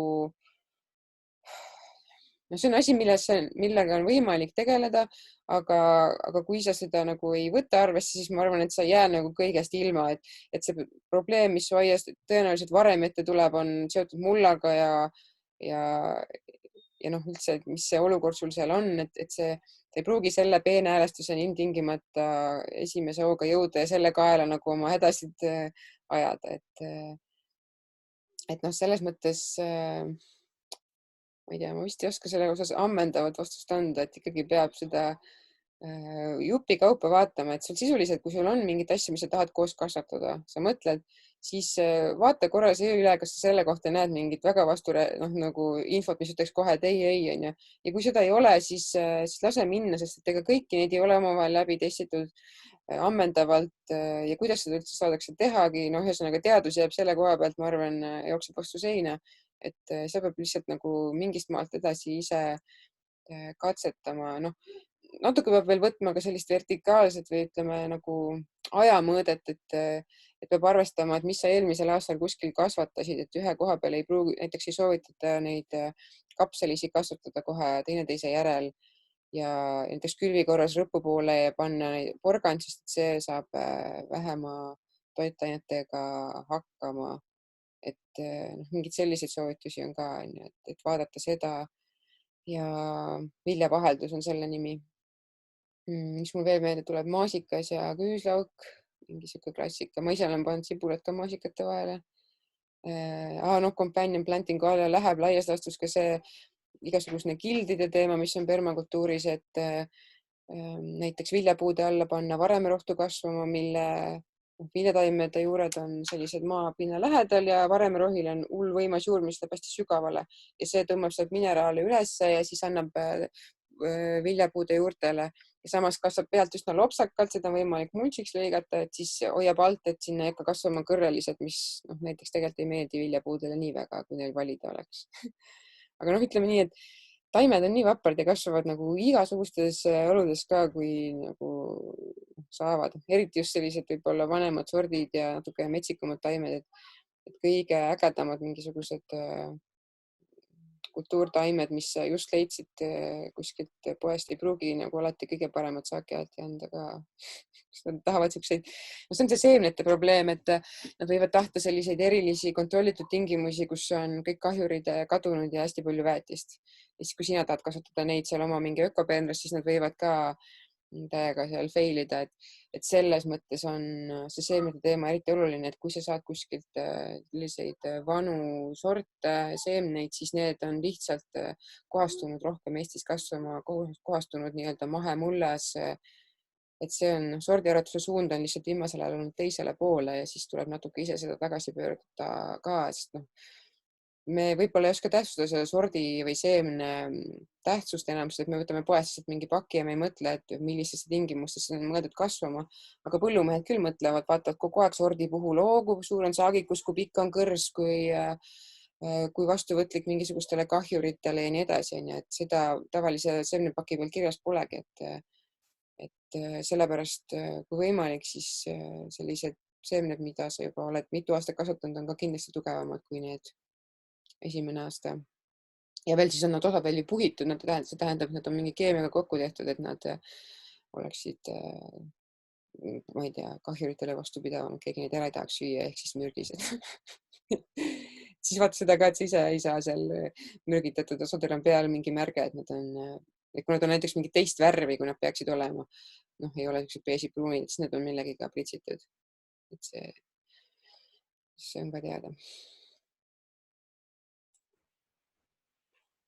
Siis järgmine küsimus on see, et kas permapeenraid tehes on ka vaja vähem kasta, et kas vesi püsib paremini mullas ja kuidas on salatiliste ja muude veelembeliste taimedega kuiva perioodi jooksul, kas ja kui kaua nad saavad ilma veeta hakkama? Mina ütlen küll, et on vähem vaja kasta, kui ma multsin ja kui mul seal peenras on igasugust erinevat orgaanikat, et see hoiab, kui mul on kõrval lage muld ilma multsimata, siis see lihtsalt, kui on kuum päike, kuivab ju ühe päevaga ära, et kui sa kastad ja siis vaatad, kuidas see läheb, aga kõrval on multsitud ala, siis see püsib palju kauem seal. Näiteks kuiva perioodi jooksul, eks see natuke sõltub, mis su mulla need veehoidmisvõimed on, et kas ta on savikam, kas ta on liivakam ja kas seal on, kui palju tuult on, see tuul ka mõjutab, kui palju muld kuivab. Et ma tean, kui mõned kuivad suved olid, üks kuiv suvi oli selline, kus isegi mina lõpuks hakkasin kastma, aga üldiselt ma ei kasta peaaegu üldse. Mingisuguseid taimi, mis ma olen just istutanud või võib-olla selliseid väga veelembelisi nagu kõrvitsad või sellised salateid, kui ma näen, et nad hakkavad lönti vajuma, siis ma ka vahest kastan, aga ma ikkagi püüan neid pigem multsida ja üldse sellisesse kohta kasvama panna, kus neil on nagu mõnusam, et kuna kõik see sõltub nii palju ilmast, siis ma mingit sellist kindlat ajaperioodi ei julge öelda, sest see kuiv võib tähendada ka väga erinevat temperatuuri, et võib olla kuiv 20-ga või kuiv 30-ga, mis on juba ka väga erinev. Et ma saan aru, et sa võib-olla mõtled selle peale, et kui sa saad kui sa maal ei ole, et mis siis juhtub, et kas kõik sureb ära. Eks see on natuke katsetamise asi, sa ise õpid tundma. Ma ei tea, kui sul on korralikult multsitud ja on ikkagi ka mingit varju ja see muld on seal okei, siis nädala võivad ikka hakkama saada. Ja võib-olla saavad rohkemgi. Ja eks see sõltub ka sellest kasvufaasist. Taimed nõuavad erinevatel kasvufaasidel ka erineval hulgal vett, nii et neid muutujaid on päris palju. Jälle siuke vastus, millest pole mingit kasu.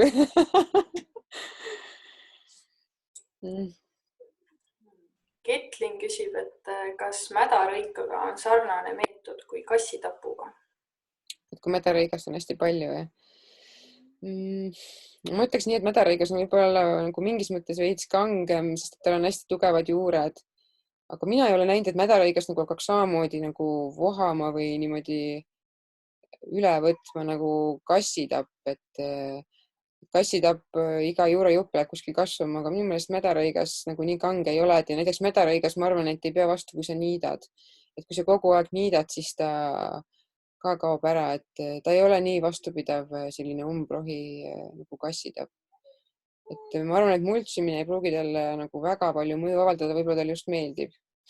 Et ta on nii kange sihuke, et ajab oma need sealt välja, nii et ma ei tea, mädarõigast, kui sul tõesti on probleem, siis ma pigem kaevaksin välja ja teeksin seda kõvasti seda mädarõika toitu. Tegelikult mädarõigast võib vabalt kuskile kasvama jätta, et ta on natuke sarnane selles mõttes nagu selle varemerohuga, et ta kindlasti seob toitaineid ja kasvatab rohemassi, nii et võid sellega ka nagu multsida. Ja mädarõigas on ka selline, et mõned kahjurid eelistavad näiteks mädarõigast ja siis söövad sul selle ennem ära, kui su mingid muud kasulikud taimed. Et noh, selles mõttes ta on niisugune natuke peetakse nagu kasulikumaks taimeks kui kassitappu. Siis Evelin kirjutab, et tema sooviks lastele ehitada sellist vitstes tonni varjualust ja et mida peaks sinna peale kasvama panema, et mööda võrestikku roniks ja jõuaks ka suve jooksul tihedaks kasvada ja koht on rohkem varjus. No üks variant on, et seda varjualust ja tehagi vitstest, mis kasvavad, ehk siis pajust näiteks, siis ta hakkab ka, kui need jäävad ellu ja sa õigel ajal paned need oksad maha ja on niisugune niiskem, et siis need võivad täitsa kasvama minna ja juba see annab mingi roheluse, aga mida niimoodi kiirelt panna, ma soovitakski ka neid ronivaid ubasid, erinevaid neid lattubasid, siis lillerned tegelikult lähevad. Kui seda püsikuid panna, siis ongi need, ma ei tea, sul õnnestub kuskilt saada, hummal on üks muidugi, siis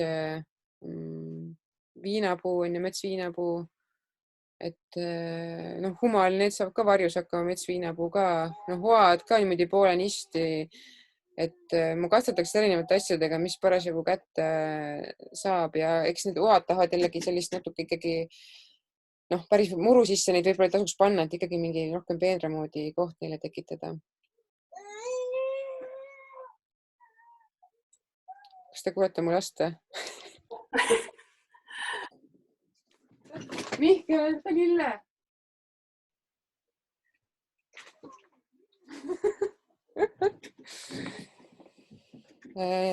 Nii, mis meil veel on?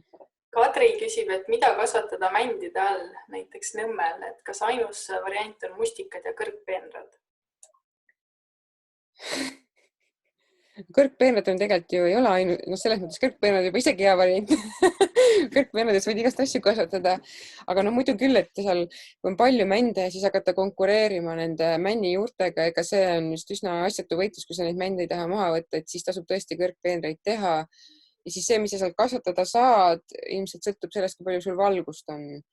Et mustikaid on seal võimalik võib-olla kergema vaeva kasvatada, sellepärast nad on metsataimed ja nad saavad selle männi appelise asjaga seal ka hakkama, aga kui nad on täitsa männidel ja kogu aeg sajab männiokkaid, mis on ka siuksed appelised, siis seal kõrgpeenras võib olla ka raske veits asju kasvatada, nii et kui võimalik, siis nagu nihutaks neid sellisesse kohta, kus vähemalt männiokkaid otse pähe ei saja. Et siis on nagu veits suurem lootust, aga ma arvan, et kõrgpeenrad on jah, sisuliselt peaaegu ainukene variant või siis kõik need sellised kanarpikku ja mis seal metsa all veel kasvavad, eks seal mingisugune rohi võib olla, mingit raudrohtu, mingid sellised vapramaid taimi võib veel kasvatada ja siis sa pead lihtsalt ise leidik olema, kuidas neid süüa. Aga et ma arvan, et lähtu sellest vaata, mis kõigepealt kasvab männimetsas ja siis on see üks varianti või siis tee kõrgpeenrad ja vaata, mis sa sinna saad panna. Et kui sa ikka korralikult seal toitaineid kokku kogud, siis võib-olla kasvavad seal kõrvitsad ka. Ja võib-olla siis selleks, et seda appelisust tasakaalustada, paned mingeid luppe, tuhka. Lihtsalt need männiokastega on see, et nad natuke suruvad teist muud elu nagu alla, et nagu näha, siis männimetsad on üldiselt sellised tühjad ja ainult see alustaimestik, et sellepärast, et muutused väga ei suuda seal kasvada, et et siis kui võimalik, siis vaata jah, et neid okkaid väga palju peenrasse ei satu.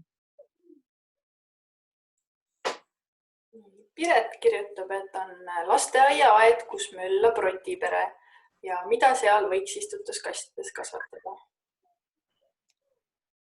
Rotipere, ma ei tea jah, siis sinna istutuskastidesse igatahes kompostitasu alla panna. Ma ei tea, kas sul tõesti on väga hull, siis võib-olla peaks panema mingi võrgu sinna istutuskastide alla, et kindel oleks, et nad sinna sisse ei tuleks. Et ma ei tea, kui neil on kõva nälg majas ja linnas midagi muud süüa ei pakutaks, nad siis tõesti võivad seal kõiki porgandeid proovida ära süüa. Aga no ma ei tea, näiteks maasikaid, kuigi lasteaias on see häda, et aga lapsed ikka suvel ka aiamaal on ju, et sa võid kasutada asju, mis saavad suvel ka valmis, et eks peab kasutama midagi, mida on lastel mugav külvata, mille seemned on suured, näiteks nagu peedid või herned või oad. Et siis saavad nagu lapsed ka osaleda. Salatitel osadel on ka suuremad seemned, et selliseid asju koostöös lastega, mida nad ka näevad ja mis ei ole nii udupeened asjad, on võib-olla see soovitus. Ja siis, kui neid lapsel suvel väga palju pole, siis võib-olla võtta asju, mis saavad sügisel valmis, näiteks nagu need kavatšokid ja kõrvitsad ja siis saab koos midagi süüa, midagi huvitavat teha, mis lastele ka peale läheb. Võib-olla mingisuguseid lilli ka, näiteks need kressi, muukuba ehk see temal on ilusad õied, võib-olla neid saab lastele sööta, kui nad veits mõrudaga. Maasikad on sellised, mille peale kõik kohale tulevad kindlasti. Metsmaasikad saavad nagu kergemini hakkama. Põhjarannikult muulukad väga maitsvad, katavad kõik ära ja kasvavad nagu metsa. Siis Triin kirjutab, et vanasti oli teadmine, et kasvuhoones peaks ka kindla aja tagant mulda vahetama.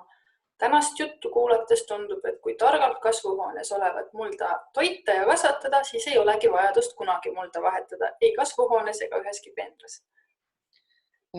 Päris kindlalt ma võin selle peenra kohta öelda, tõesti seal ei ole. Kasvuhoone kohta ma ei tea, ma muutun ka sellega, kui ma vana Maiamaa võtsin ära selle pealmise mullakihi, mida tema ütles, et peab ära võtma. Aga samas ma tean, et permakultuuri kasvuhooneid on sellised, kust ei võeta midagi ära, kogu aeg kasvatatakse midagi juurde. Eks see sõltub natukene, et kas sul lööb seal vohama mingisugune kahjurid või mingid haigused, millel on mingid alustad, mis seal mullas on, aga samas jällegi, kui sa tegeled selle mulla elustiku toitmisega, kasvatad seal mullas näiteks talvel ka haljasväetiskultuur, et sul ei ole ainult suvel tomat ja siis ülejäänud aeg kõik tühi, et siis sa saad nagu omalt poolt seda mulda seal tasakaalustada ja hoida ja näiteks permakultuuri kasvuhoonetes on tavaline, et lastakse talveks kanad sinna, need nokivad seal kõiksuguseid asju ära, väetavad ka lisaks sellele ja seda küll sealt välja ei viida, vaid lihtsalt võib-olla kaetakse midagi peale ja pannakse jälle kasvama, et nii-öelda 2 ühes, et töö väetamine tehtud ja mingid umbroosed, kui seal midagi on ära kogutud, et ma ei tea, raske on nendele vanadele soovitustele muidugi nagu vastu saada. Aga minu meelest see põhineb nagu rohkem hirmul kui ilmtingimata nagu, kui sa oled nagu selle stiili peal, et sa kogu aeg kahjuritega võitled ja neid ära tapad, siis sa tõenäoliselt pead seda tegema. Aga kui sa jõuad sellesse, et äkki hakkad toetama seda positiivset elu osa, siis ma arvan, et on võimalik jõuda selleni ka, et sa kasvuhoones ei vaheta, vaid lihtsalt tood juurde. Aga kuna ma ise kasvuhoonega olen üsna vähe saanud praktiseerida, siis ma 100% vastust ei julge anda.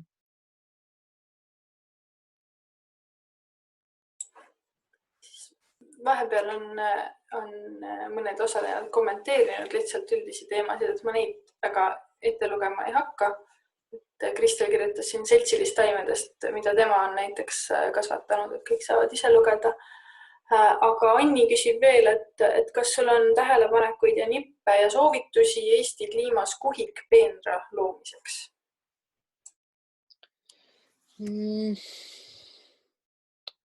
Ma olen kuhikpeenrat ise teinud ja ma pean ütlema, et mul on sellega veits keeruline olnud, sest et minu häda on olnud see, et ma olen teinud seda sellele oraseina täis olnud põllule ja siis nii-öelda sihuke soovitus on kuhikpeenral, et pane see mätas keera tagurpidi ja siis pane mulda peale ja siis on kõik tore, onju.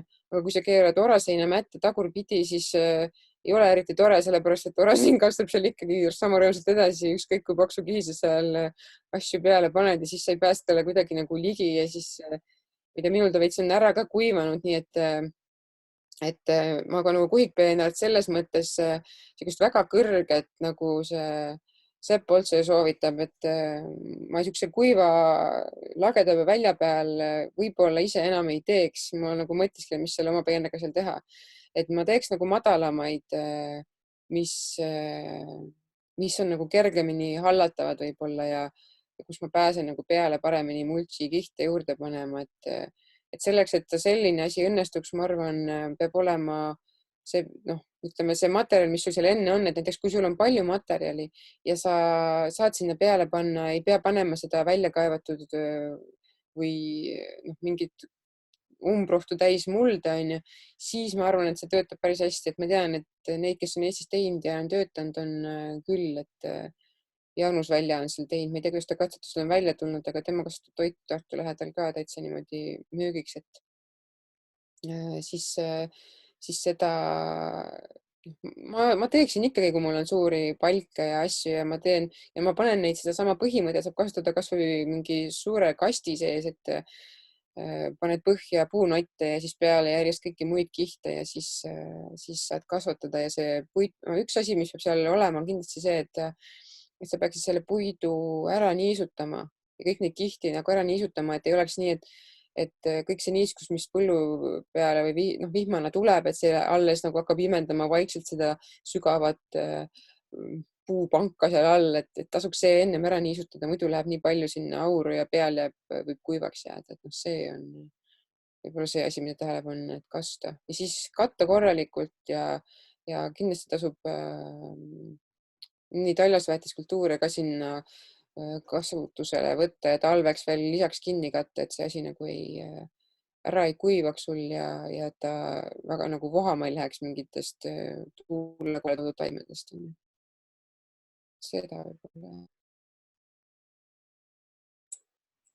Ja järgmine küsimus oli ka Annilt selle teema kohta, mis me enne rääkisime, et männimetsa allkasvatamise kohta, et kas männiokas pidi kompostis hea olema? Ja võib-olla mingil määral ikka on, eks kõik orgaanika annab midagi juurde. Ma arvaks, et männiokas on selline nii-öelda, võib-olla ta mõjub siis selles mõttes hästi, et kellegite kasvu surub maha, aga ma ütlen, et ainult männiokast jällegi komposti tõenäoliselt teha ei saa, et see on nagu liiga niru et sinna on kindlasti midagi juurde ikkagi vaja. Aga ma arvan, et seda lisada võib mingi hulga ikkagi, et siis ta ei aja asju tasakaalust välja ja samas nagu lisandub midagi, et selle kompost on selline nagu sihuke supp, kus sa ei saa nagu ühte asja liiga palju ei tasu panna, et näiteks mingid sellist maitseained, et pipart ei tasu väga palju panna, aga ilma piparita on ka lage, onju. Et võib-olla see männiokas on nagu selline kraam seal sees. Siis Inna on jaganud 2 linki, et üks on varjutaimede kohta ja teine on varjus kasvavate köögiviljade kohta. Saate siit vaadata. Ja Triinu kirjutab, et lopsakas ja rikkalik muru on ilus küll, et elab metsade vahel ja väga suur on probleem puukidega ja see on ka üks niitmise peamine põhjus. Et kas on ehk puugid pirtsakad mõnele taimele või kes on suurimad vaenlased puukidele looduses? Ega puukid on sellised üsna kavalad, et praegune talv oli väga soodus neile ja ma arvan, et ega neid seal keegi nii, eks need linnukesed ja kes neid seal söövad, mingis staadiumis kindlasti erinevad mingid põrnikad võib-olla või kes on kiskjalikumad, võivad neid süüa ka, aga ega neid kõik keegi niikuinii ära ei söö.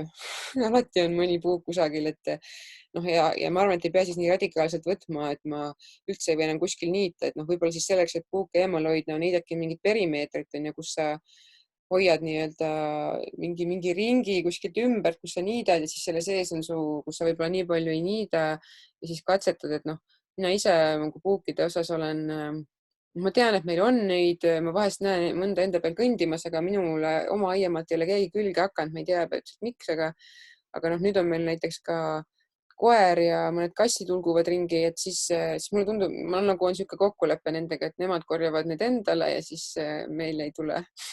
Lapsed ei ole nagu ka eriti saanud, et ma saan aru, et mõned inimestel on puukide osas väga suur hirm ja mingites piirkondades on need puugihaigused ka nagu rohkem teema, et ma arvan, et siis nagu iseenda rahustamiseks ja kui sul on tunne, et see vähendab neid, et siis kindlasti ikkagi võib ju niita ka, et see ei ole niimoodi, et mina nüüd ütlen, et ära üldse niida, muidu oled nagu paha, et niida ikka siis, kui sul on vaja, eks mina niidan ka maalt ja mõnest kohast, et lihtsalt võib-olla see on see, et sa ei pea hektarit niitma, või et sa niida siis need kohad, kus sa käid ja mingi perimeetri, mis hoiab sind nagu turvalisena siis justkui, et võib-olla siis saab hakkama, et ega päriselt ei võta neid miski ära, et peab ikka õhtul ennast üle vaatama ja meele rahulikuna hoidma. See puugiteema on ilmselgelt väga oluline, et Eeva kommenteerib, et küüslaugu söömine ja taskus kandmine pidi aitama puukide vastu. Anni kirjutab, et puuke söövad sipelgad ja Piret jagas siin ka mingisugust Õhtulehe või Naistelehe linki, et kuidas metsa või karjamaa serva teha vähemalt 70 sentimeetri laiused multsi, kruusa või kiviplaatidega kaetud ribad, et neid on puukidel keeruline ületada. No näed, multsi pealt nad jäävad hoopis hätta, et ma arvan, et selle multsi alla mõeldub mingit puiduhaket või mingit sellist, et võib-olla nendel sinna nad jäävad nagu kuidagi kinni või ma ei tea, ei saa hakkama selle ronimisega. Sest tegelikult, kus nad passivad, on ju tegelikult selline rohi kõrgema rohukõrte peal ja niimoodi, et kui seda natukene oma käiguradade peal näiteks seda mitte hoida, siis see ka juba kindlasti aitab, et peab katsetama. Siis vahepeal Aune jagas veel ühte seltsilist taimede tabelit, et viimases maakodus oli hea ülevaade, et kes kellega sobib. Ja siis vahepeal tuli veel üks puugilink ja siis on küsimused otsa saanud. Et aega on veel, natukene veel on aega, et kui keegi tunneb, et tahab veel küsida midagi. Ei tahad sa ise midagi kokkuvõtteks öelda, Mariann? Mittidega kokku lepitaks. jah, päris kummaline on niimoodi, et näen vahepeal ainult Marilini ja kedagi ei näe, et muidu ikka nagu saad vaadata publiku sekka ja vaadata, kas juba magavad või naeratavad või kuidas nagu on, et võib-olla see on nagu praegu selline, kedagi ei näe ja ei tea, kuidas asi üldse nagu läinud on, et näe. Ka mõned näod on olemas, et korraks on tore näha jah, et mis emotsioon ka, et ma vaatan korra, nii tore. Vahepeal tuli ikka küsimusi ka juurde nüüd üleskutse peale, et Liis küsib, et kas on häid mõtteid, kuidas aiamaa ja heinamaa vahele piiri saada, et kui aiamaa on rajatud endisele heinamaale? No mina olen lähtunud radadest või hakanud nagu mõtlema, et kus ma ise tahan liikuda. Näiteks mulle meeldib hommikuti, kui ma suvel maal olen, siis teha selline tiir oma nii-öelda valdustest läbi, vaadata, kuidas mul mingid puud ja põõsad kasvavad ja siis ma nagu selle näiteks niidan sisse, siis see tihti ongi nagu selle piiri peal, et kus mul jääb see ühele poole see nii-öelda metsikum mingi karjamaa või heinamaa ala ja siis teisel pool on siis see aed või mõni siis lähebki meelega sellest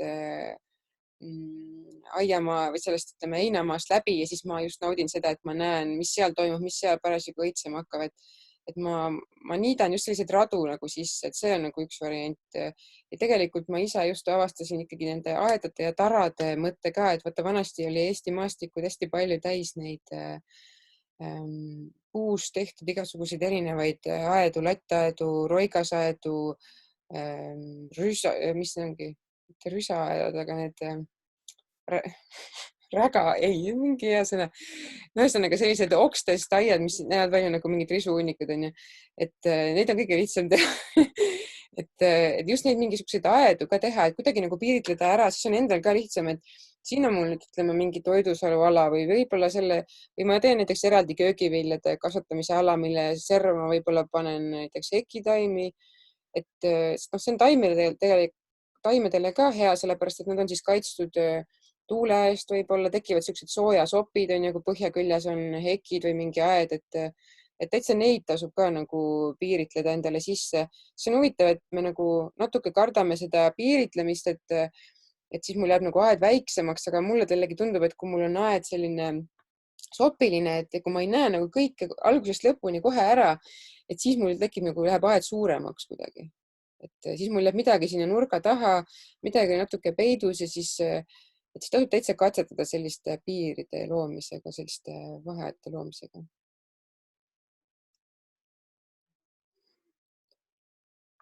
On veel mõni või? Ma ise nüüd ei näegi, ma näen kõiki neid nägusid, kes ennast näitavad, nii tore. Nii palju erinevaid paiku ikka. Eestis. Aga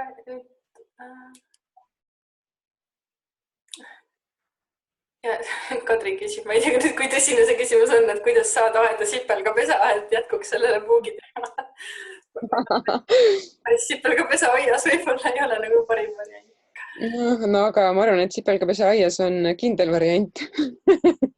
Või noh, ma ei tea, kui need ei ole, kuskil oli hea nali nende vist ka muttide ja osade umbruhtude kohta siuke ütlemine, et kui sa midagi ei taha oma aedat, siis hakka seda nagu sööma või siis hakka seda proovima ise kasvatada. Et jah, et kui sa nüüd hakkad mõtlema, et kuidas oleks nüüd ise neid sipelgaid oma aeda saada, onju. Et see on see olukord, kus sa siis võib-olla avastad, et sul ei ole sipelgad, onju. Et see on niisugune nagu äraspidine asi, mis võib juhtuda, et kui sa midagi väga tahad, siis nagu seda millegipärast pole. Võib-olla seda saab siis nagu umbrohtudele vastupidiselt proovida mõelda, et ma hullult tahan neid võililli nüüd või ma hullult naudin seda morning glory't, seda kassitappu, onju, et äkki ta siis nagu teeb oma töö ära ja siis lahkub su juurest, onju. Ma ei tea, sibula või neid sipelgaid. No ma olen märganud, et kuklastel näiteks on küll ikkagi mingisugused konkreetsed kohad, kus nad tahavad olla mingisugused, no vanarahvas muidugi ütles, et need on need veesoone ristid või veesoone kohad, kus nad oma suured pesad teevad. Et noh, ma tea, kuklased võib-olla on natuke rohkem sellised, aga kõik need igasugused mustad ja punased, igasugused erinevad, no ma ei tea, piisab, kui sa istud kuskile maha ja siis ta just täpselt seal su all ongi see pesa, või seal, kus sa oma lapse mängima panid. Et kui sul neid ei ole, siis mine kaeva kellegi juures natukene äkki teevad pesa. Neid asustati ümber ka, neid kuulsaid metsasipelgaid seal kuskil sipelgate maal, et see on vist võimalik küll. Aga tavaliselt see pole probleem. Üks küsimus veel, ma arvan, et võtamegi selle viimaseks küsimuseks. See on tegelikult ka minu küsimus. Et kuidagi viimastel aastatel väga on see olnud oluline, et Madli küsib, et kas on mingeid mõtteid, mida teha kortermajade vaheliste muruplatsidega. Et hetkel on tore vaadata, kuidas muru sees õitsevad üksikud kannikesed ja nurmenukud ja enne olid ka väiksed sinised kellukad. Aga et hetkel ilmselt on veel liiga palju, et teha tervele maja selgeks, et ärme niida ja üldse teeme siia niidu. Aga et kas on mingeid lilli, mis näiteks just kevadelgi silmailu pakuks, kui veel ei niideta regulaarselt või midagi kasvab kiiremini kui muru, et kahe niitmise vahel oleks ka õisi ja seetõttu ehk ka mesilastele midagi. No näiteks ühed asjad, mis mõnedele üldse ei meeldi, aga kasvavad hästi madalalt ja jäävad isegi ellu siis, kui sa niidad, on need margareetad. Nendel on hästi palju nimesid, aga üks on margareeta, nende nimi. Neid saab süüa ka kusjuures. Need on sellised tänuväärsed salatitaimed. Noh, siis ma ei tea, kas nad näevad niitmisega ellu, aga mingi tallumisega jäävad kindlasti need meelespead. Et need on kevadel niisugused ilusad, no nüüd hakkavadki tulema, nemad tulevadki pärast neid igasuguseid sillasid ja esimesi kannikesi ja niimoodi, et ja noh, kuidas siis nagu seda justkui muudatust vaikselt teha on võib-olla see, et tehagi mingi ala, et lepime kokku, et hea küll, et niidame, aga jätame mingi ala ja lisame sinna näiteks neid seemneid asju juurde. Näiteks raudrohi on minu meelest tõesti ilus, mis ühel hetkel tuleb, tema õitseb peaaegu nagu poolest suvest kuni sügiseni välja, et see võib-olla see raudrohi on seal juba olemas, kui ma ei niida, siis ta juba tuleb sinna ja neid niidutaimede seemneid ju mõned koguvad ja teist saab ise neid ju ka koguda ja tuua vaikselt neid seemneid juurde ja see muutub seal rikkamaks ja tegelikult neid tuleb tuulega, neid toovad igasugused linnud ja asjad ka, et võib-olla siis tasub teha nii, nagu seal, ma olen kuulnud, et Rootsis mingil hetkel hakati tegema, et eraldati nii-öelda lindiga looduse tsoonid, et ära siin käi, laseme siin kasvada, et lepime kokku, et niidame võib-olla nagu korra aastas, et ta nagu väga ei hakkaks metsastuma, eks ju, et see tegelikult toetab niidutaimestikku ju ka, et vikatiga niitmine muidugi aga no kindlasti on ka lihtsalt, kui sa niidad mingi muruniidukega. Seal võib tekkida see probleem, et öeldakse, et aga muruniiduk ei võta siis läbi, kui ma kogu aeg ei niida, mis linnahaljastuses on ka, et siis on üks variant, et niida kõrgemalt.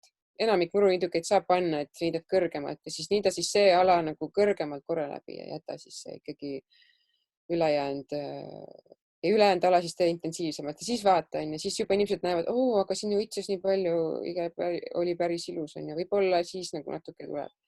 Võib-olla kui ma panen sinna mõne püsik lille, kellele siis poiengid ei meeldiks või päevakübarad või floksid või et natukene hakkad niimoodi hiilima ja midagi sinna tooma ja siis see võib-olla ka hakkab seda mõtet vaikselt muutuma. Ma arvan, et ega see mõtte muutmine on ikka kõige raskem asi üldse, ma arvan. Et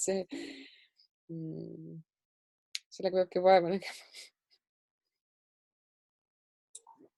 Aga nüüd me oleme küll peaaegu 2 tundi edukalt sisustanud. Ma enne, kui kõik väsinult välja logivad, tahaksin jagada seda, et sel nädalal on tegelikult veel 2 korda lausa võimalus Mariani kuulata toiduteemadest rääkimas. Et ma panen siia lingi ka, et sellel neljapäeval õhtul kell 6 toimub arutelu õhtu nimega Kas minu hommikusöök mõjutab kliimat ja reedel kell 12 on siis samateemaline webinar, et olete kõik lahkesti oodatud osalema. Ja lisaks seda kuulutust veel ei ole, aga homme ma panen selle ka Facebooki üles järgmisel nädalal samal ajal kui sel nädalal, ehk siis teisipäeval kell 4 tuleb samamoodi webinar Rohelise tee õhtu, kuhu tuleb rääkima Helen Peetsman Maaülikoolist teemal taimekaitsevahendite kasutamine Eestis. Siis õudselt tore, minu meelest täna oli õudselt tore 2 tundi. Aitäh Marianile ja aitäh kõigile osalejatele. Nii, minu link läks, okei, ma saan aru, mu link läks valesti, nüüd ma panen uuesti lingi. Nüüd peaksid kõik nägema seda neljapäevase ürituse linki. Ühesõnaga ilusat mai õhtut, kasvatame kõik toitu ja loome maailma muutust juurde. Ja aitäh kõigile, et teid siin nii palju oli ja mõned ennast näitasid ja nii tore. Täitsa meeldib niimoodi loengut pidada või koos arutada ka ja osaleda sellisel vormil, et ei pea kuskil kaugele sõitma ja väga öko. Ilmselt see on ka üks põhjus, miks meil on täna nii palju osalejaid, et kui toimub Tartus ainult, siis hakka kohale sõitma. Ja siis veel kord kordan, et me salvestasime ja salvestusse panen üles Eesti Rohelise Liikumise YouTube kanalile ja ilmselt siis vast jõuan täna, võib-olla jõuan homme. Aga suur tänu ja järgmise korrani. Kohtumiseni.